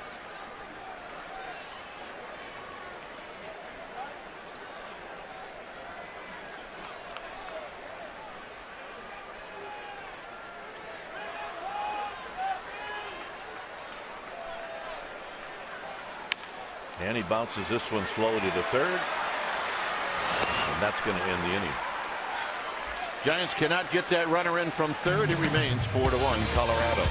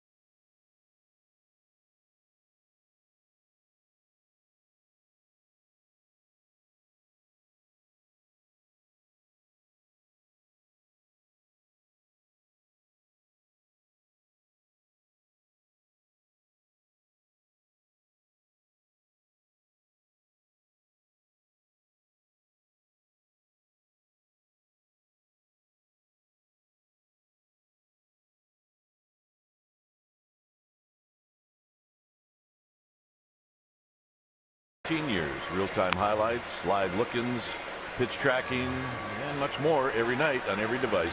Visit MLB.tv for details. 4-1 Colorado. When it's time for a change, think Speedy Oil Change and Auto Service, your oil change tune-up and brake expert. George Cantos, the new pitcher now for Bruce Bochy. Fifth game that he's come in. ERA is still perfect. Off to a great start. 6 base runners in 5 1/3. 4 strikeouts against a walk. Cantos, you see low 90s fastball. He'll cut the ball, slider, change up. 2 types of fastballs. He will sink it.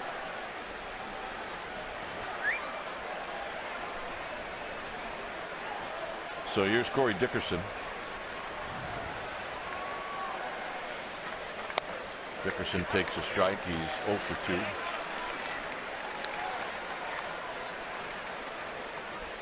San Diego beat the Diamondbacks tonight.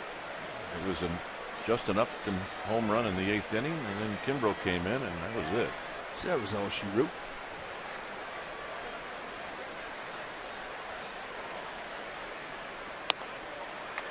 Nothing in 2.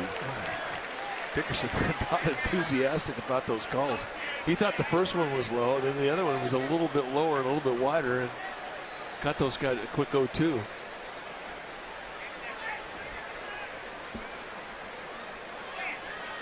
Dickerson, start hacking.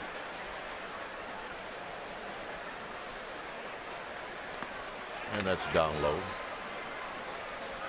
by design.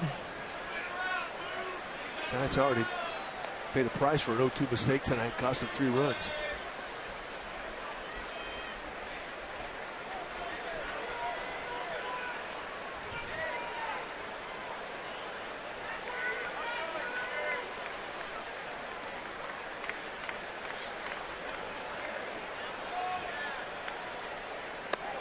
Very high, 2-2.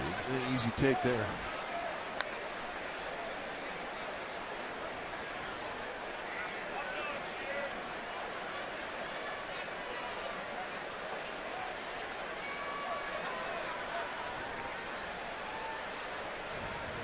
On deck is McHenry.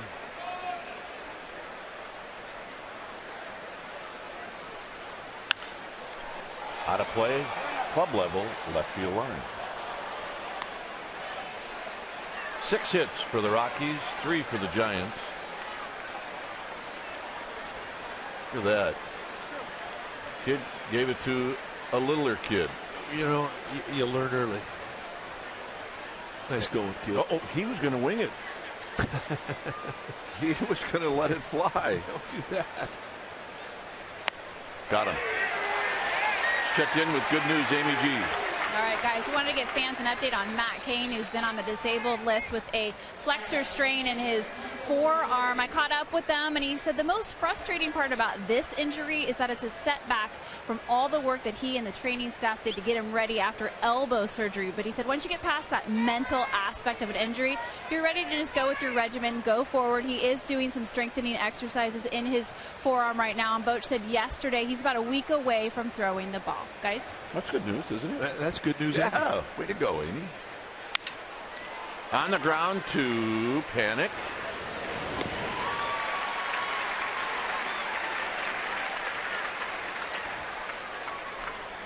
And that'll bring up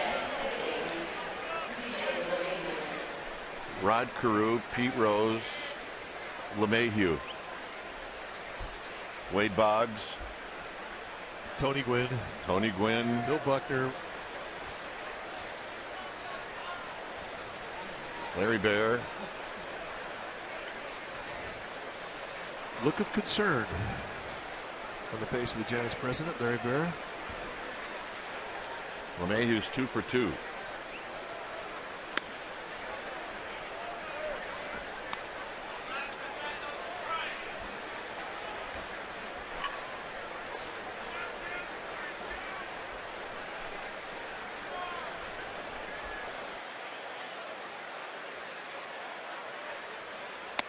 There's a strike to LeMahieu.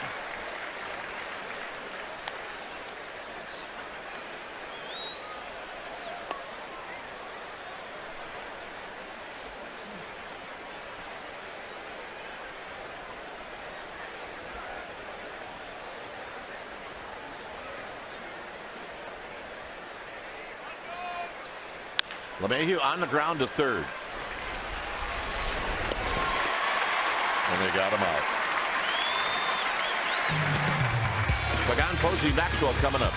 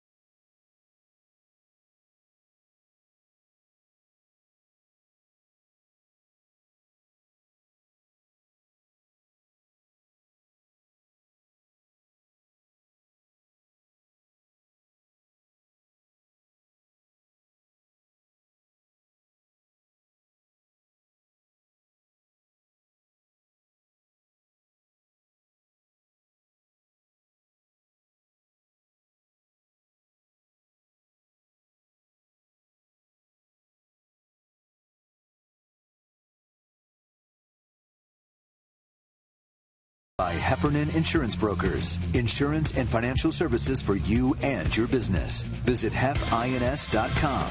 And by Xfinity, home of the most live sports. A 4-1 lead for Colorado. It's been that way since the Giants gave up a run in the second. So here's Pagan. Pagan singled home a run on the first, and then he hit a bouncing ball to the right of Morneau, who made a great diving play and then threw him out, pitcher covering. There's a strike. Pitch number 78 for Matzik.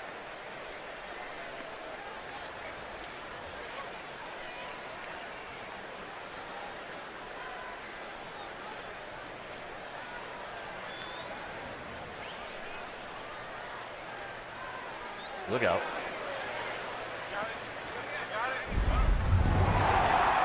Pagan in the fourth inning. Nice play. 2 outs, 2 on. Charlie Blackmon hits one all the way to the warning track in left center. The carrying today? And there's some carry on that one, definitely. I think that may have surprised Pagan, but he runs it down nevertheless. Tim Lincecum appreciated that.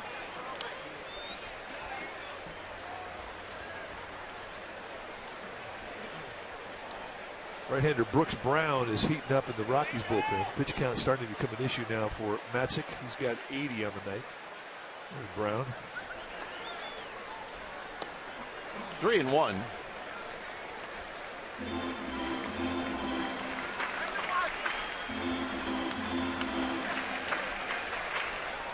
There's Buster Posey.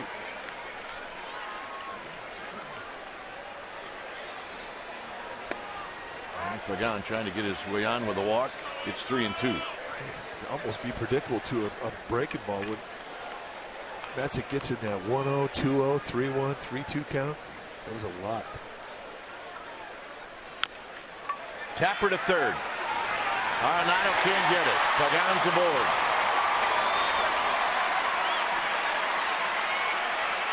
Well, remember the play that Arenado made last night. And this is a play that Derek Jeter made a couple years back. And on the wrap last night, I said Arenado's play was much, much better than that. I don't know. I mean, and blood, I'll tell you what, when you come up with a bloody face, you're always going to lean towards that play. Yeah. But I still believe Arenado's play was much better than that. Posey fouls it out of play.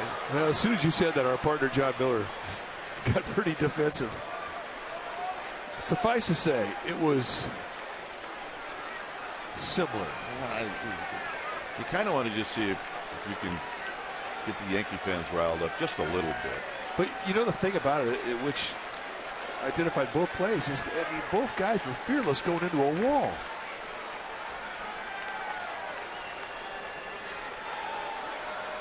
If Arenado comes out of there with 9 stitches, then it's automatic. Oh yeah, it's automatic. As it is, he kind of bounced around on the top of the fence. Had he have gone into the stands, dead ball, players move up a base.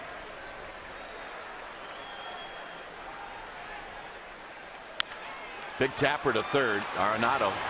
That's 1, and that's 2.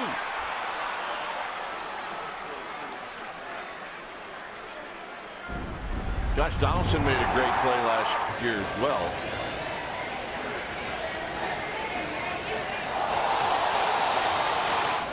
That's a good one.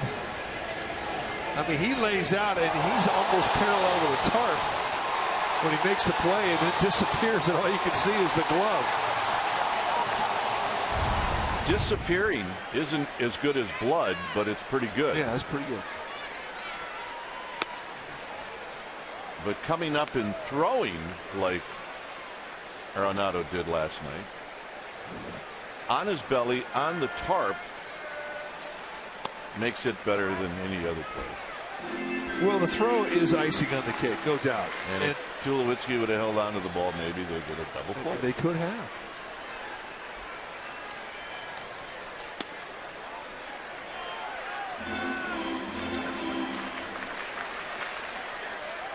But 3 great plays and 3 good arguments as to which one's the best. Well, depends on which team you like. Little pop-up down the right field line. Morneau giving chase, and it's going to be a fair ball. That's a magic 1-2 hit. I haven't seen many of those here during this dry spell. You do not. It all started with a 2-out magic 1-2. See any of them with runners in scoring position. That's perfectly placed right there. I don't think Jordan Spieth could have lobbed a wedge into that location any better than that. See, hot stuff or what? Yeah. 2015 Masters winner. Hector Sanchez hit a fly ball to deep left field in the 4th. That was that first pitch, and it's 0-1.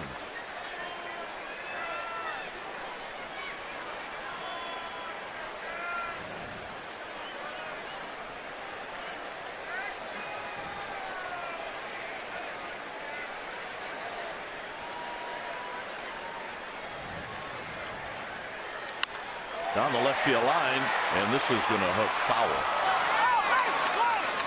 Nice play. Beamer Babes. Yep, springs her mid. Let's check it out. Oh.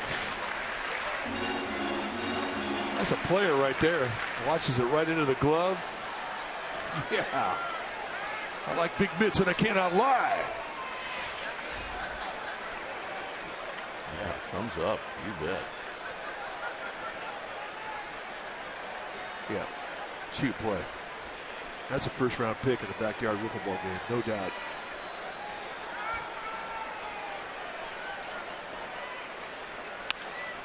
Hit to left. Dickerson back. And again, Sanchez flies out deep to left field. One more time. Just doesn't get old. Better than Jeter.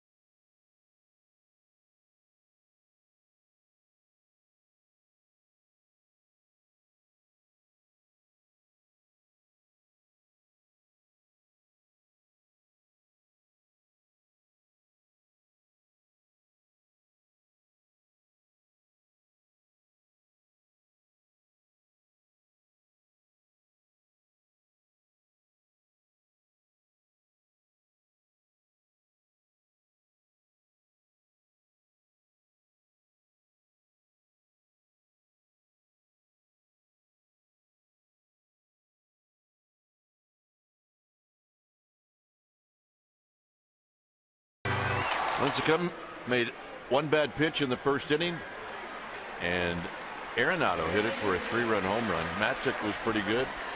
Andrew Pagan's got a couple of hits, and it's a 4-1 lead for Colorado. Daniel Descalzo will lead things off. He will pinch hit for Matzik.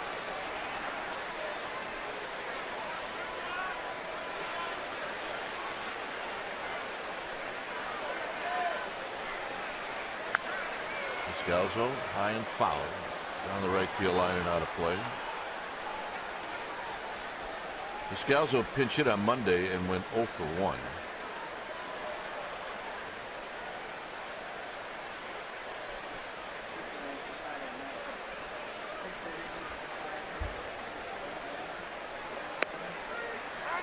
Strike, another and 2. I think nice too about George Contos and the different movements that he has, the different pitches that he has, and he mixes them up on the first pitch very well.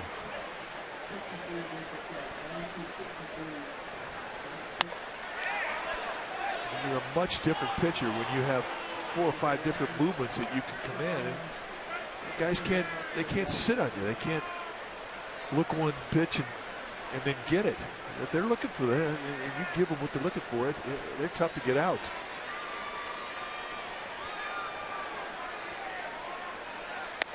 Got him. See ya. That's some 90-mile-an-hour paint right there. Well, our Chevron pitching matchup tomorrow is the Arizona Diamondbacks invade San Francisco, first of 4. It's going to be right-hander Archie Bradley coming off of a great outing against the Dodgers where he beat Clayton Kershaw, taking on Madison Bumgarner. So come on out. If you can't, check us out tomorrow night, Comcast Sportsnet. That is our Chevron pitching matchup.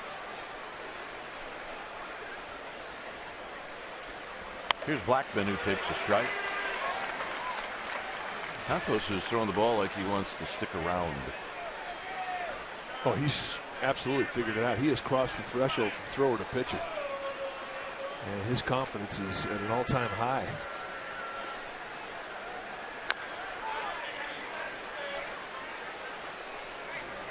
Snow globes tonight with the triplets. Comcast Sportsnet sponsored the Snow Globe. 3 World Series trophies. I want to get one of those. You will. I will make sure of that. This one, not quite sure yet.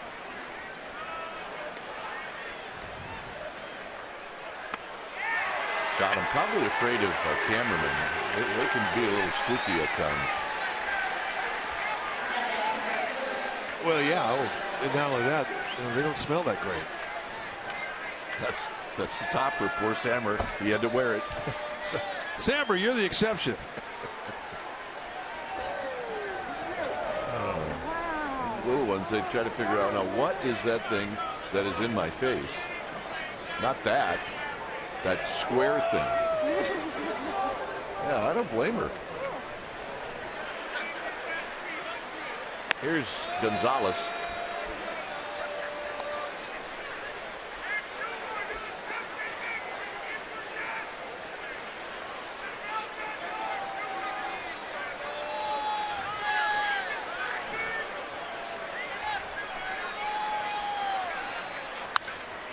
Gonzalez lifts this one to left.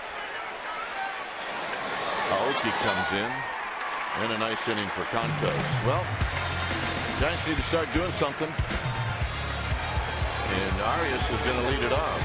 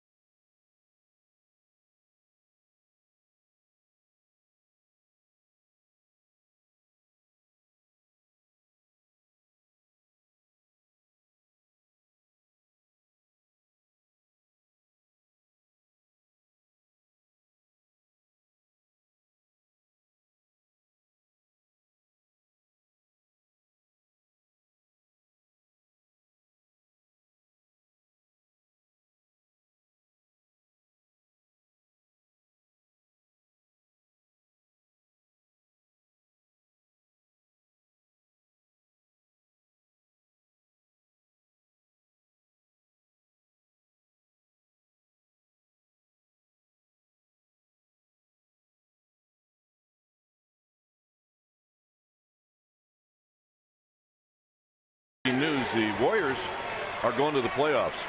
I heard that. Yeah. Well, congratulations to the Golden State Warriors. Just found out just now. 4-1 Rockies. When it's time for a change, think Speedy Oil Change and Auto Service, your oil change tune-up and brake experts. The pitcher now for Colorado is going to be the sinker baller, Brooks Brown. In 3 games, he has allowed 1 hit, 1 walk, 2 base runners. He is off to a great start. You see a lot of sink this year on the staff of the Colorado Rockies. Fastball high to Arias, who's 1 for 2. Yeah, Warriors, good luck. Well, they are indeed number 1.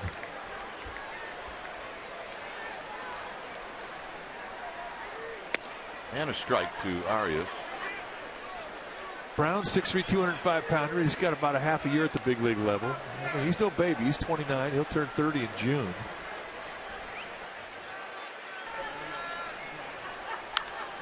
And a little pop-up down the right field line. That's going to be in the seats. With Brown, you see a low to mid-90s sink with a hard slider and a changeup.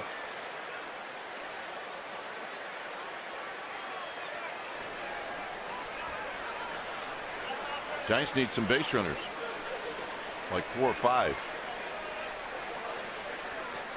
Brown originally signed by the Diamondbacks out of the University of Georgia. And Michael McHenry's put on a clinic about how to block balls tonight. One thing the Rockies did this offseason is strengthen their bullpen, and they are off to a great start. 3-1 with a 1.80 ERA and 5 strikeouts against 33 walks. Up the middle, slowed down, and Brown recovers and throws him out. And that's kind of how it's been going for the Giants. I mean, that ball gets by Brown, that's a base hit. And it caught him pretty good. Anytime that ball comes completely back to the catcher, once it makes contact with you, it got you in a good, right there on the side of the foot. And he comes over with a bare hand, picks it up, and calmly throws out Arias. I just saw Walt Weiss do something I've never seen him do. What's that? Jog to the mound. Yeah, he's got the slowest walk to go take a pitcher out of a ball game in baseball. So they're going to let Brooks Brown throw one just to stay in shape.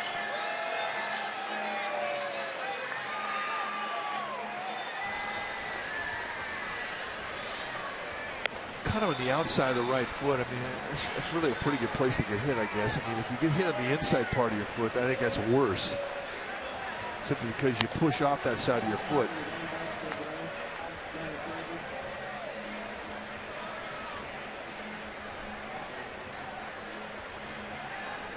So, is Walt going to jog off? That's what we're talking about.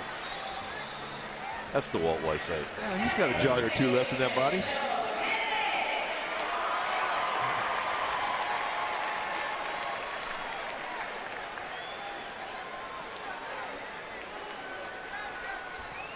So here's Panic.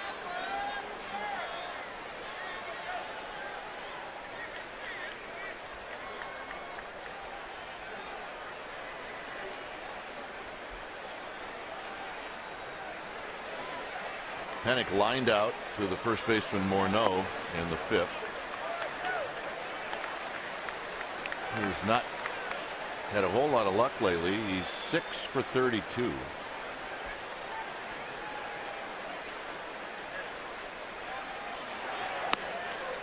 And he takes a strike. 7th inning.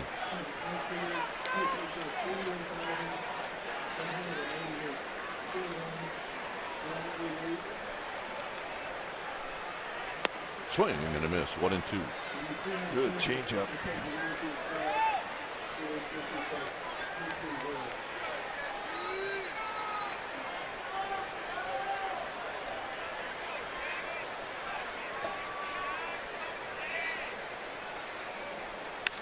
On the ground to Tulowitzki.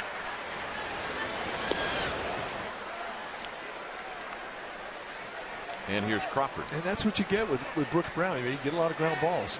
And you can say that about a lot of guys on this Rocky staff. And this is how they set it up when they first got to Colorado. They drafted a ton of sinker ballers, thinking, you're a mile high up in the air. You don't want to have fly ball pitches in that ballpark. You want ground ball guys. And I think they're getting back to that philosophy. And they've got a very strong defensive infield behind these sinker ballers, which you have to have. So here's Crawford. Crawford hasn't had a whole lot of luck either at the plate.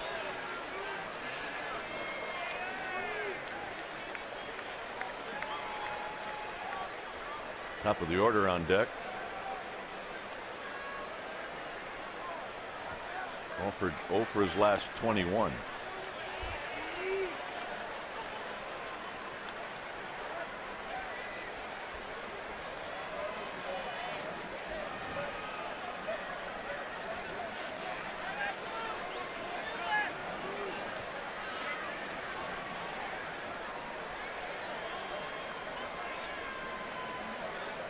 Something bothering home plate umpire Mark Carlson. I guess it was that baseball. 2 balls and no strikes.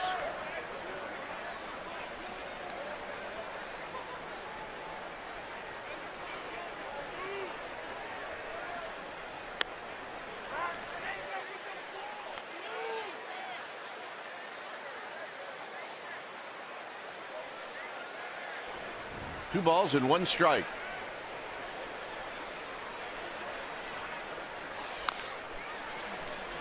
Foul.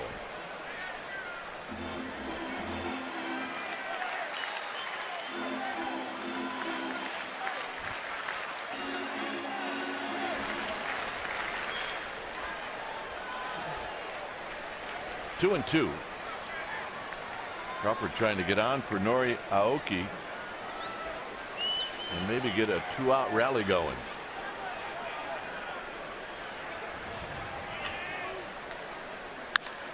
And he shoots it to left, and that'll end the inning.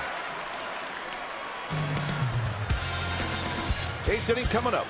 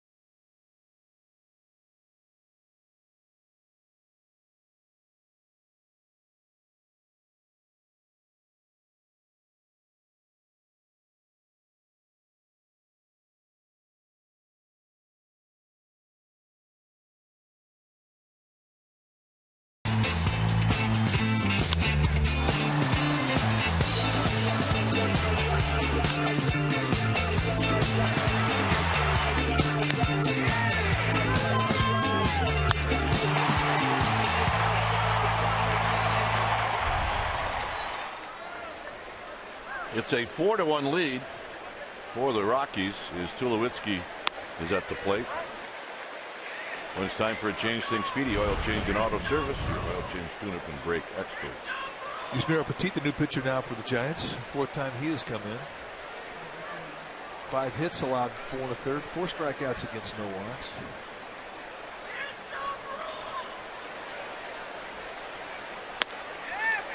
Petite with great command. Doesn't have a high velocity fastball, but it has 2 types of movement with it. He will paint corners. Probably his best strikeout pitch is a slider. He also has a curveball and a changeup.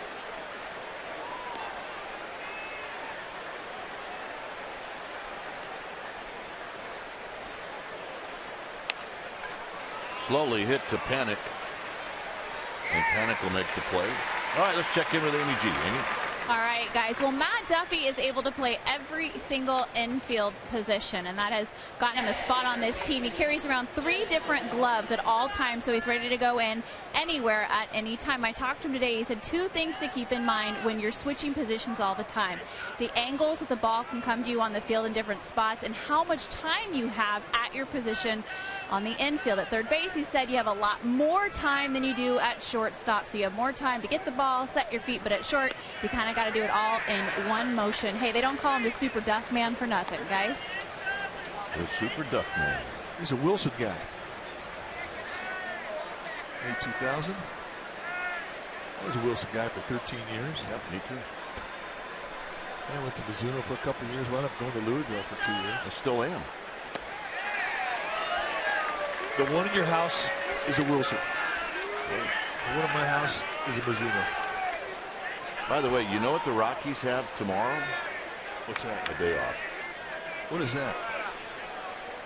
Giants will not find out what that is until they have played 14 games. You know what the Rockies had a week ago? What? A day off.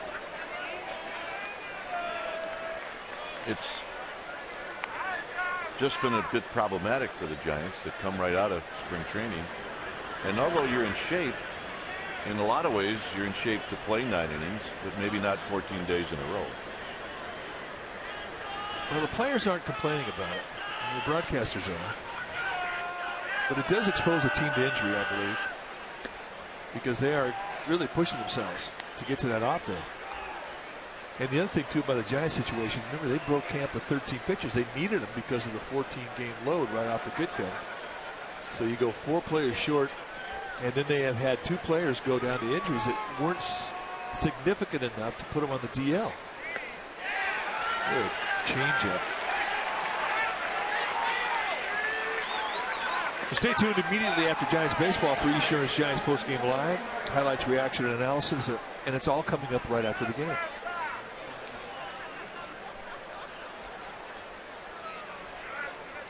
So with 2 outs, here's Arenado. But whereas the Rockies get a lot of off days here early in April, the Giants get a lot of off days in June. So and then all the teams are going to get the same amount of off days. It's just when you get them, that's what's different about it. You like to get at least 2 a month. Well, and again, you talk about getting them early in the year. You normally see an off day early in the year just because of a potential rain problem or a cold problem or a snow problem. You can stack up days in a row on the West Coast because you don't normally get a lot of rain. And if you do, it's not enough to rain out a ball game.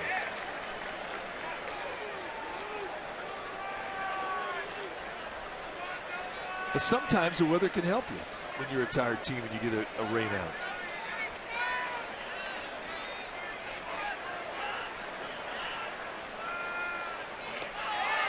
One and 2.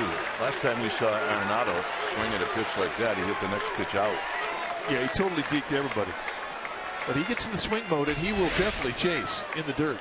And that really was the problem early in the game. An 0-2 count, and you didn't get back down in the dirt with it.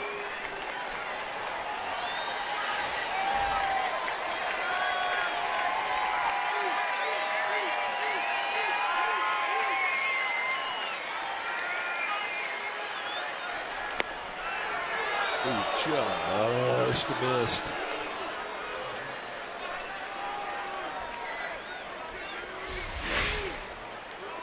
A 2-seam fastball trying to nail that outside corner down, and I'll tell you what, that did not miss by much.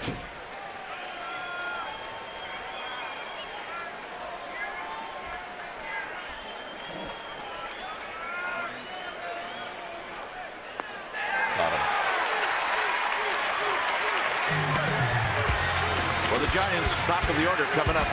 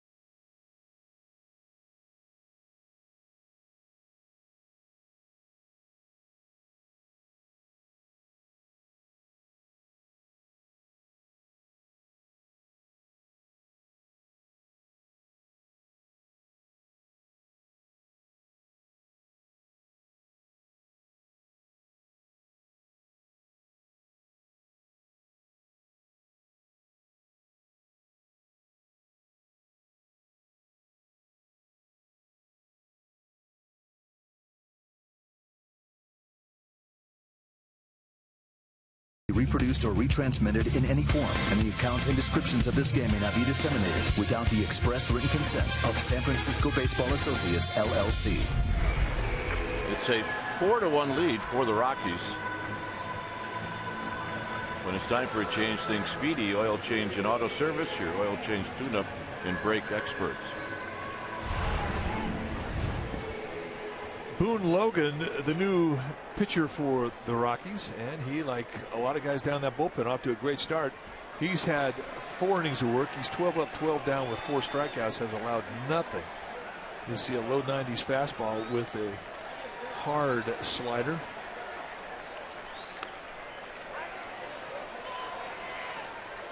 Boone Logan, a big guy, 6'5", 215-pounder, his 8th year at the big league level.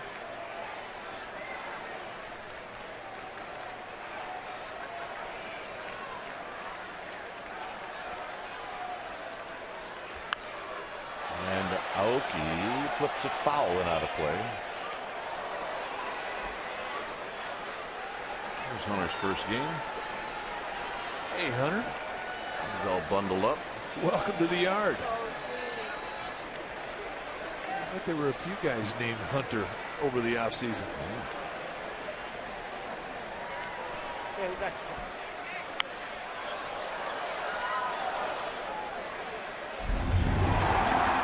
What happened in his first at bat. That's one where you got nowhere to go. And you also yell before you get hit.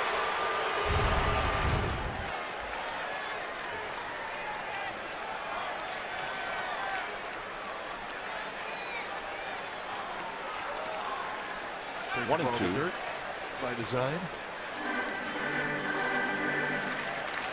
Well, you know, that's the last thing on his mind. It totally surprised him. And you're right, he had nowhere to go.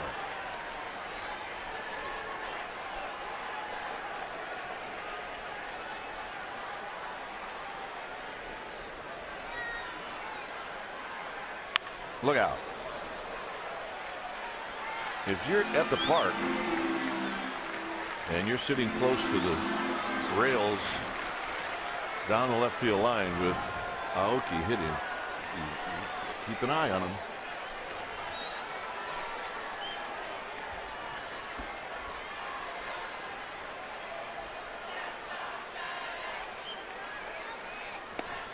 Got him.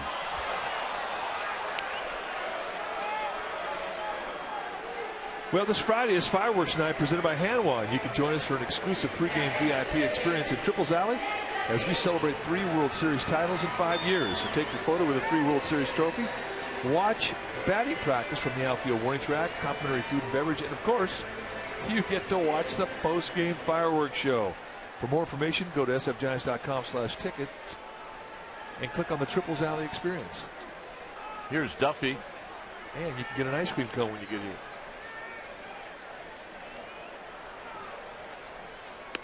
Duffy takes a strike. Pagan to follow.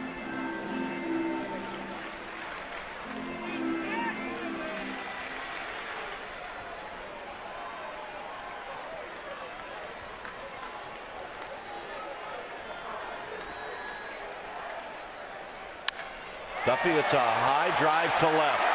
It is out of here.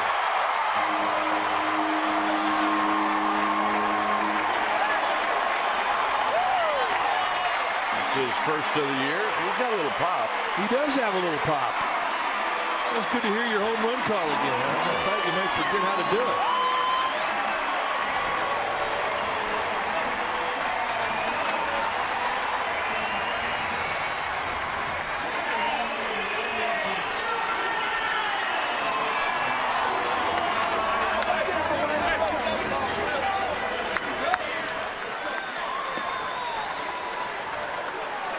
Pagan.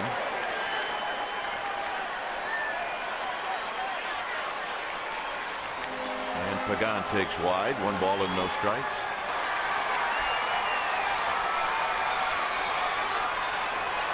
First of his career. Well, he's not smiling. That's kind of how things are in that dugout right now. They're a little frustrated and ticked off. There's a base hit up the middle. Again, beats the defense. Sooner or later, the Rockies are going to have to adjust back.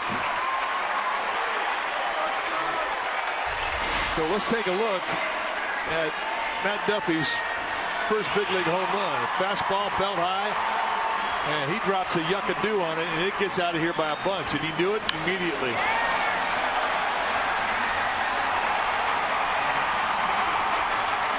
And our first look at the home run trot of Matt Duffy. Kind of reminds me of yours, partner. Yeah, get around fast. Here's Posey, who now represents the tying run.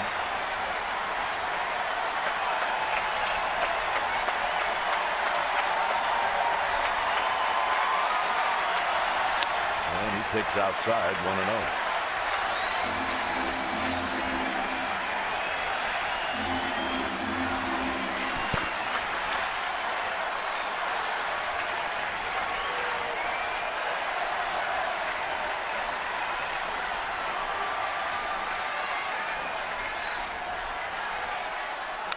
Foul back. Ooh. The hit by Pagan is 3rd of the game.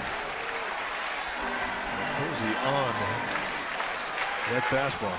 And nobody else in that Rockies bullpen. I mean, it's quiet. Sergio Romo will pitch the 9th inning. Unless the Giants take the lead, and you might see Casilla.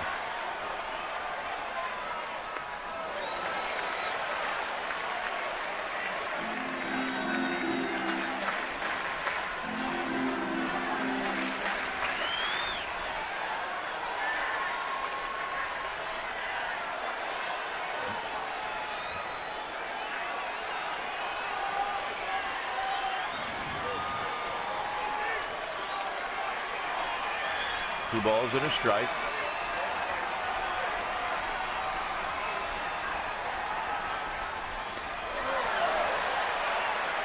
Back foot slider, and he almost hits the back foot.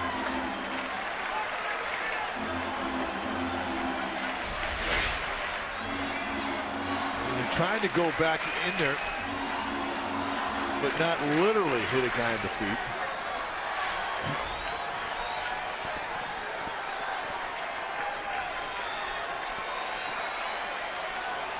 Be a better 1-2 pitch than a 2-1 pitch.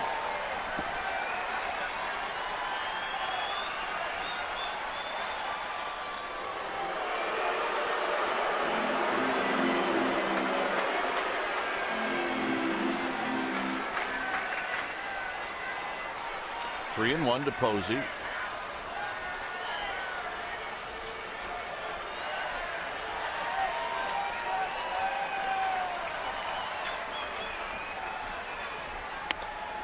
And the walk. Didn't look like he wanted a whole lot of Buster Posey. No, I mean, I can't understand how you would just walk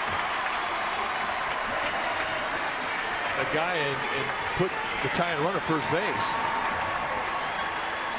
But the Giants will take it. So here's Maxwell. And finally, the Rockies getting a right-hander down. It is Scott Oberg, the rookie. We saw him last night.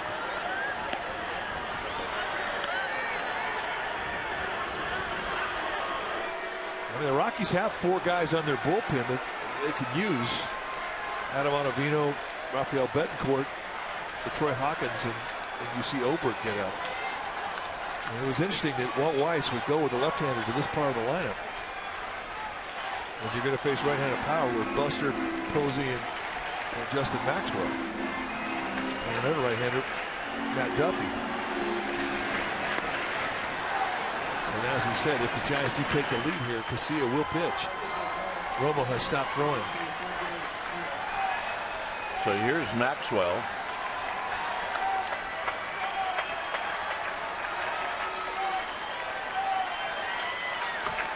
Pagan at second, Posey at first. Maxwell is 1 for 2. He blooped a single. And this is in the dirt. Another nice block. Boy, how important is that when you have a 2-run lead? That ball gets by McHenry, and it's 2 runners move up in scoring position. And another slider in the dirt. This one way out in front of home plate. Comes up high. Blocks it just with his chin.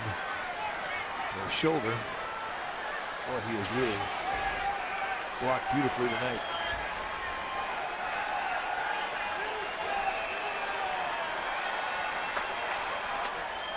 Two and 0.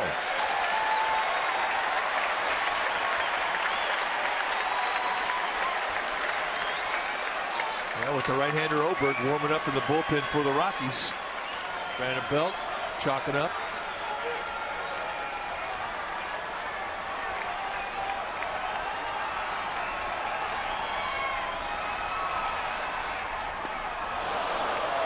Maxwell did not get the 2-0 fastball.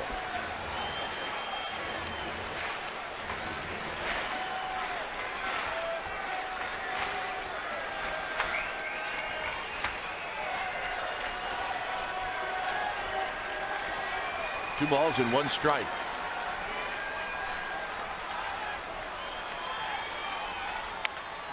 Tapped, foul, and a good thing. And it's 2-2.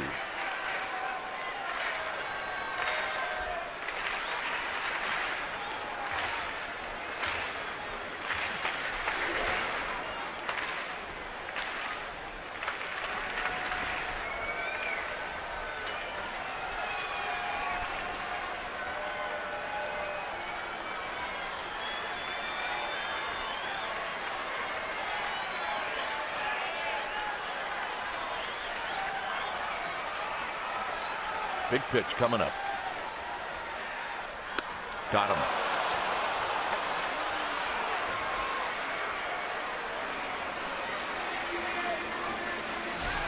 Yeah, it goes with the fastball off the plate of away.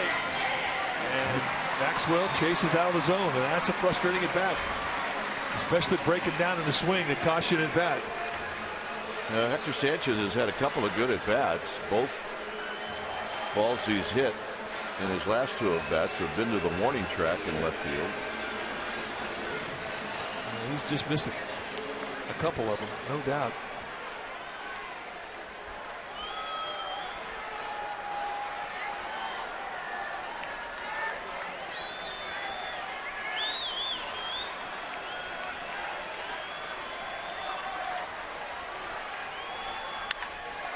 Should do it on the first pitch. Sanchez grounds out, and that'll end the inning. Duffy hits a home run.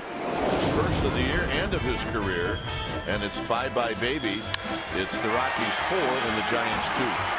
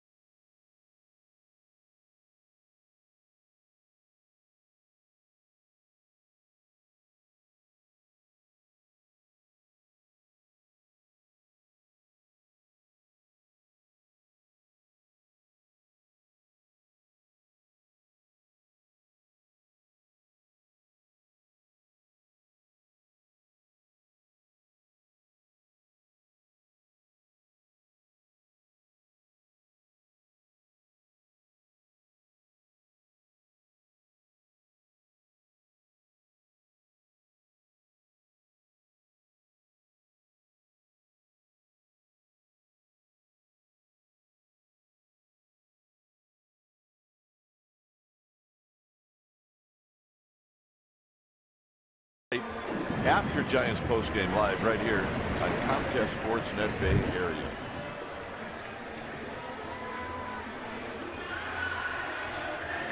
Four to 1,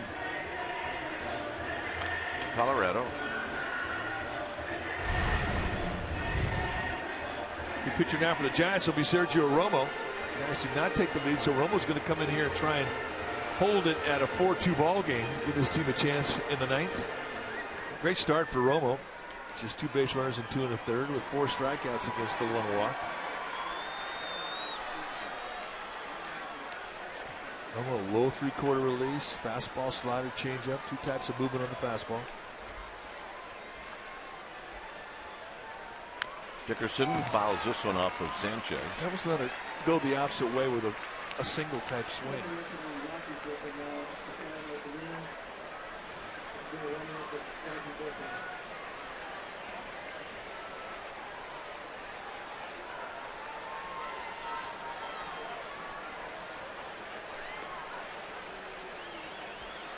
Dickerson is 0 for 3 with a couple of strikeouts.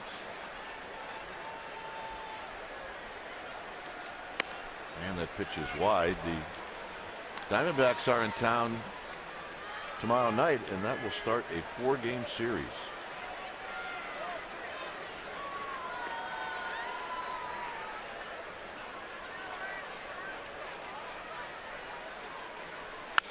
Dickerson may have broken his back. Sounded like it. Yeah, it did not sound healthy. Right, here comes the bat boy. Easter egg hunt. No, nah.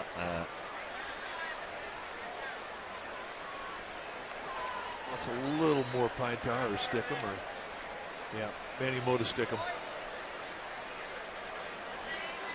Do we have a winner? Yeah.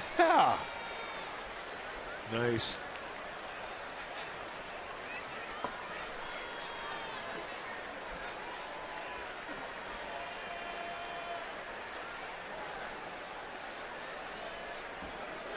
One and 2 to Dickerson.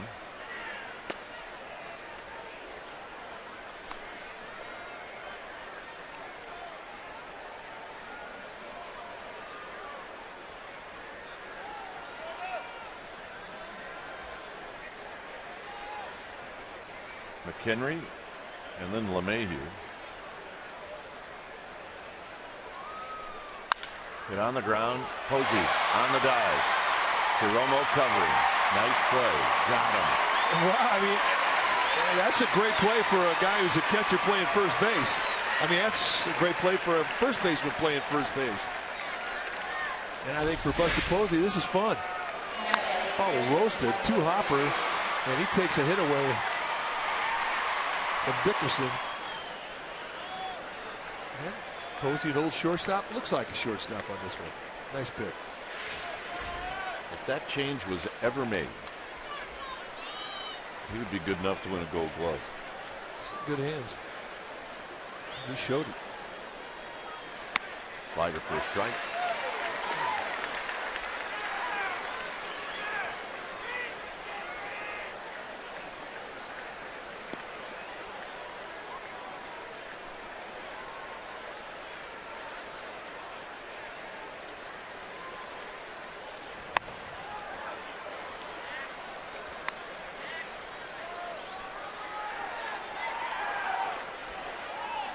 McHenry's been on base twice. Here's Hunter Pence.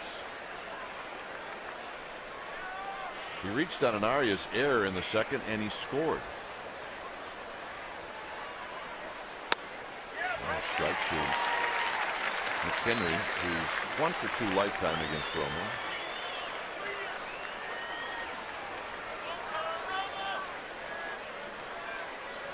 G talked about Matt Cain and where he's at. Start throwing in about a week.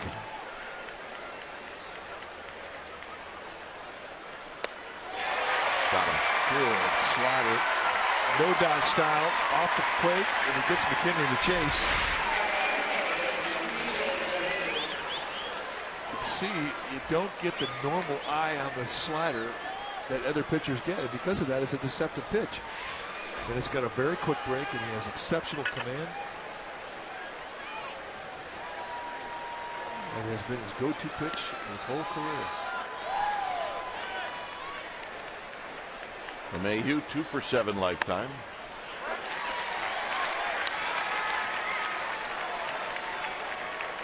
Starts him off with a Cabrera's fastball.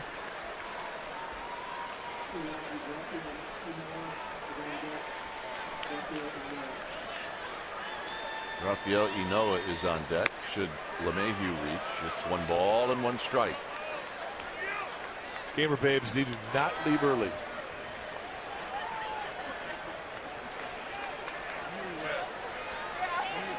And they get that good attitude from their dad. Let's go, Dad.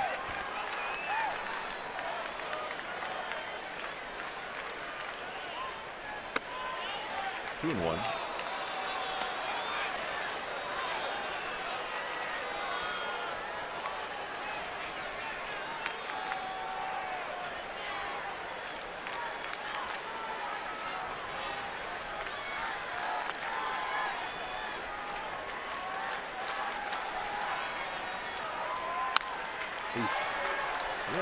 Both cheeks into that one, didn't he? Yeah, he did, and as hot as he's been, I mean, that's a pretty good pitch to hit. He hadn't been missing many gifts. And you don't get many mistakes out of the middle plate from Romo.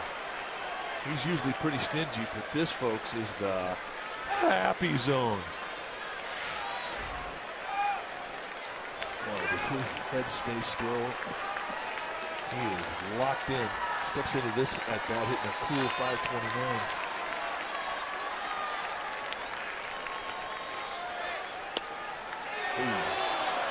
Good teaser. Yeah, I think he's seeing the ball pretty good. It looks like a grapefruit coming in there to him. I mean, we haven't seen him chase out of the strike zone this series.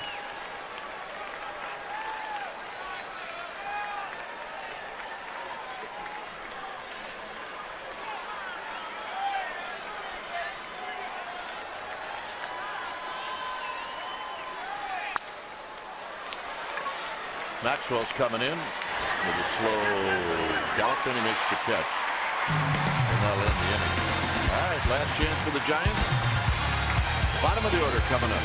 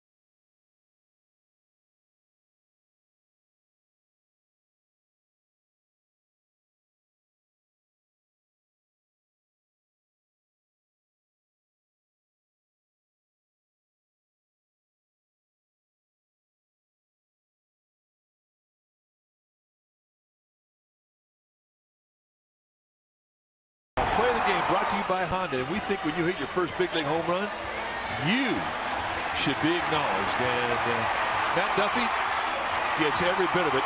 And that was no cheapie. That is his first big league homer. And because of that, he is the player of the game, brought to you by Honda.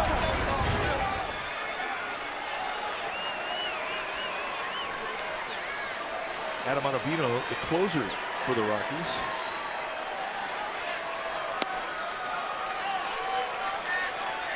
Ottavino just named the closer.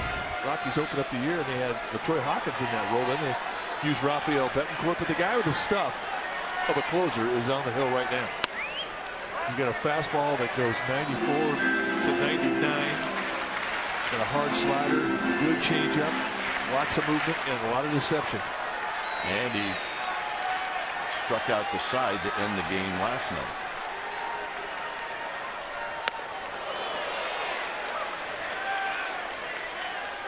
There's 15 pitches in that inning last night. That last pitch is a little cutter he's come up with. And, yeah, that's some funkiness. There's a strike. That's by way of that front door. You're going to give that front shoulder the first time you see it as a right-handed hitter. Ottavino really collapses that backside, and he's got a big, unhinging arm action as he drops down to get in position. And that's foul. I don't know how Arias hit that. I don't either. Extendo back. By the way, Stubbs is now in center field. Blackman moves to left.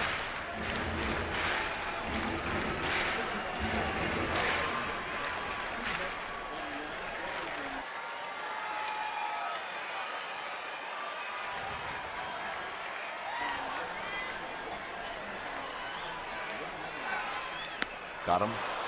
One out here in the ninth. So he paints you with a nasty slider in the outside corner, 2-strike, and he comes in with 95-mile-an-hour sink that just collapses on the inside corner. And look at the movement on this pitch, and that's why the Rockies feel that this guy should be the closer.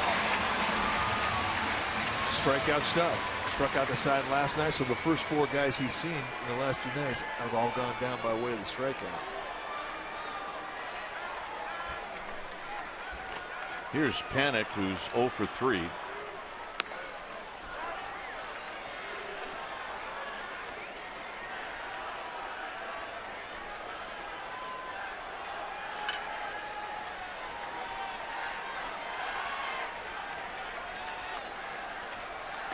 And tight to Joe Panic.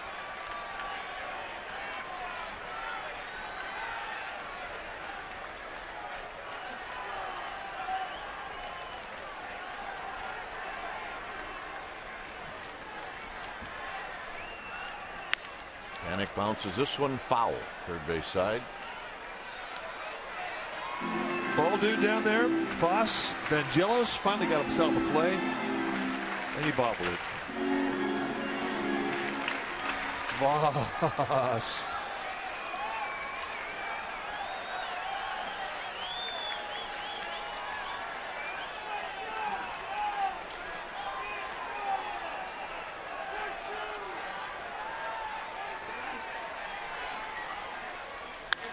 On the ground to second.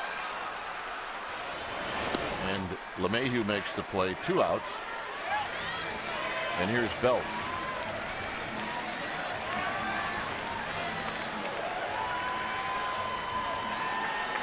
Belt has got some ownage on Ottavino. Belt's 4 for 4 against them. I think that qualifies as ownage. Yeah.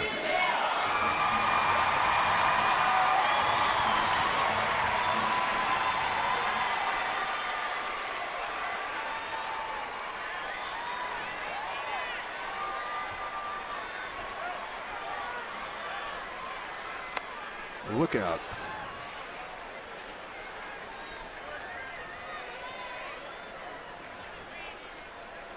Belt trying to get on for Nori Aoki.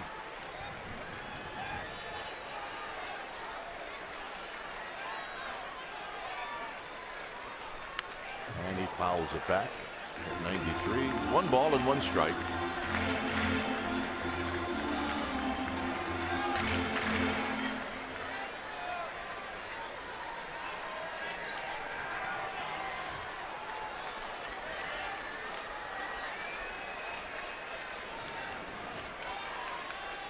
And that pitch is very high.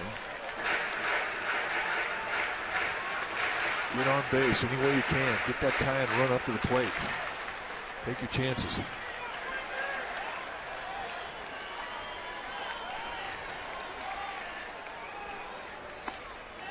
Three and one. Easy take there.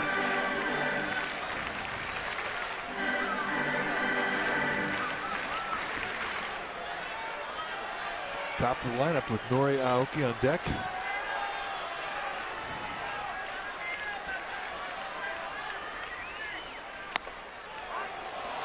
And a full count.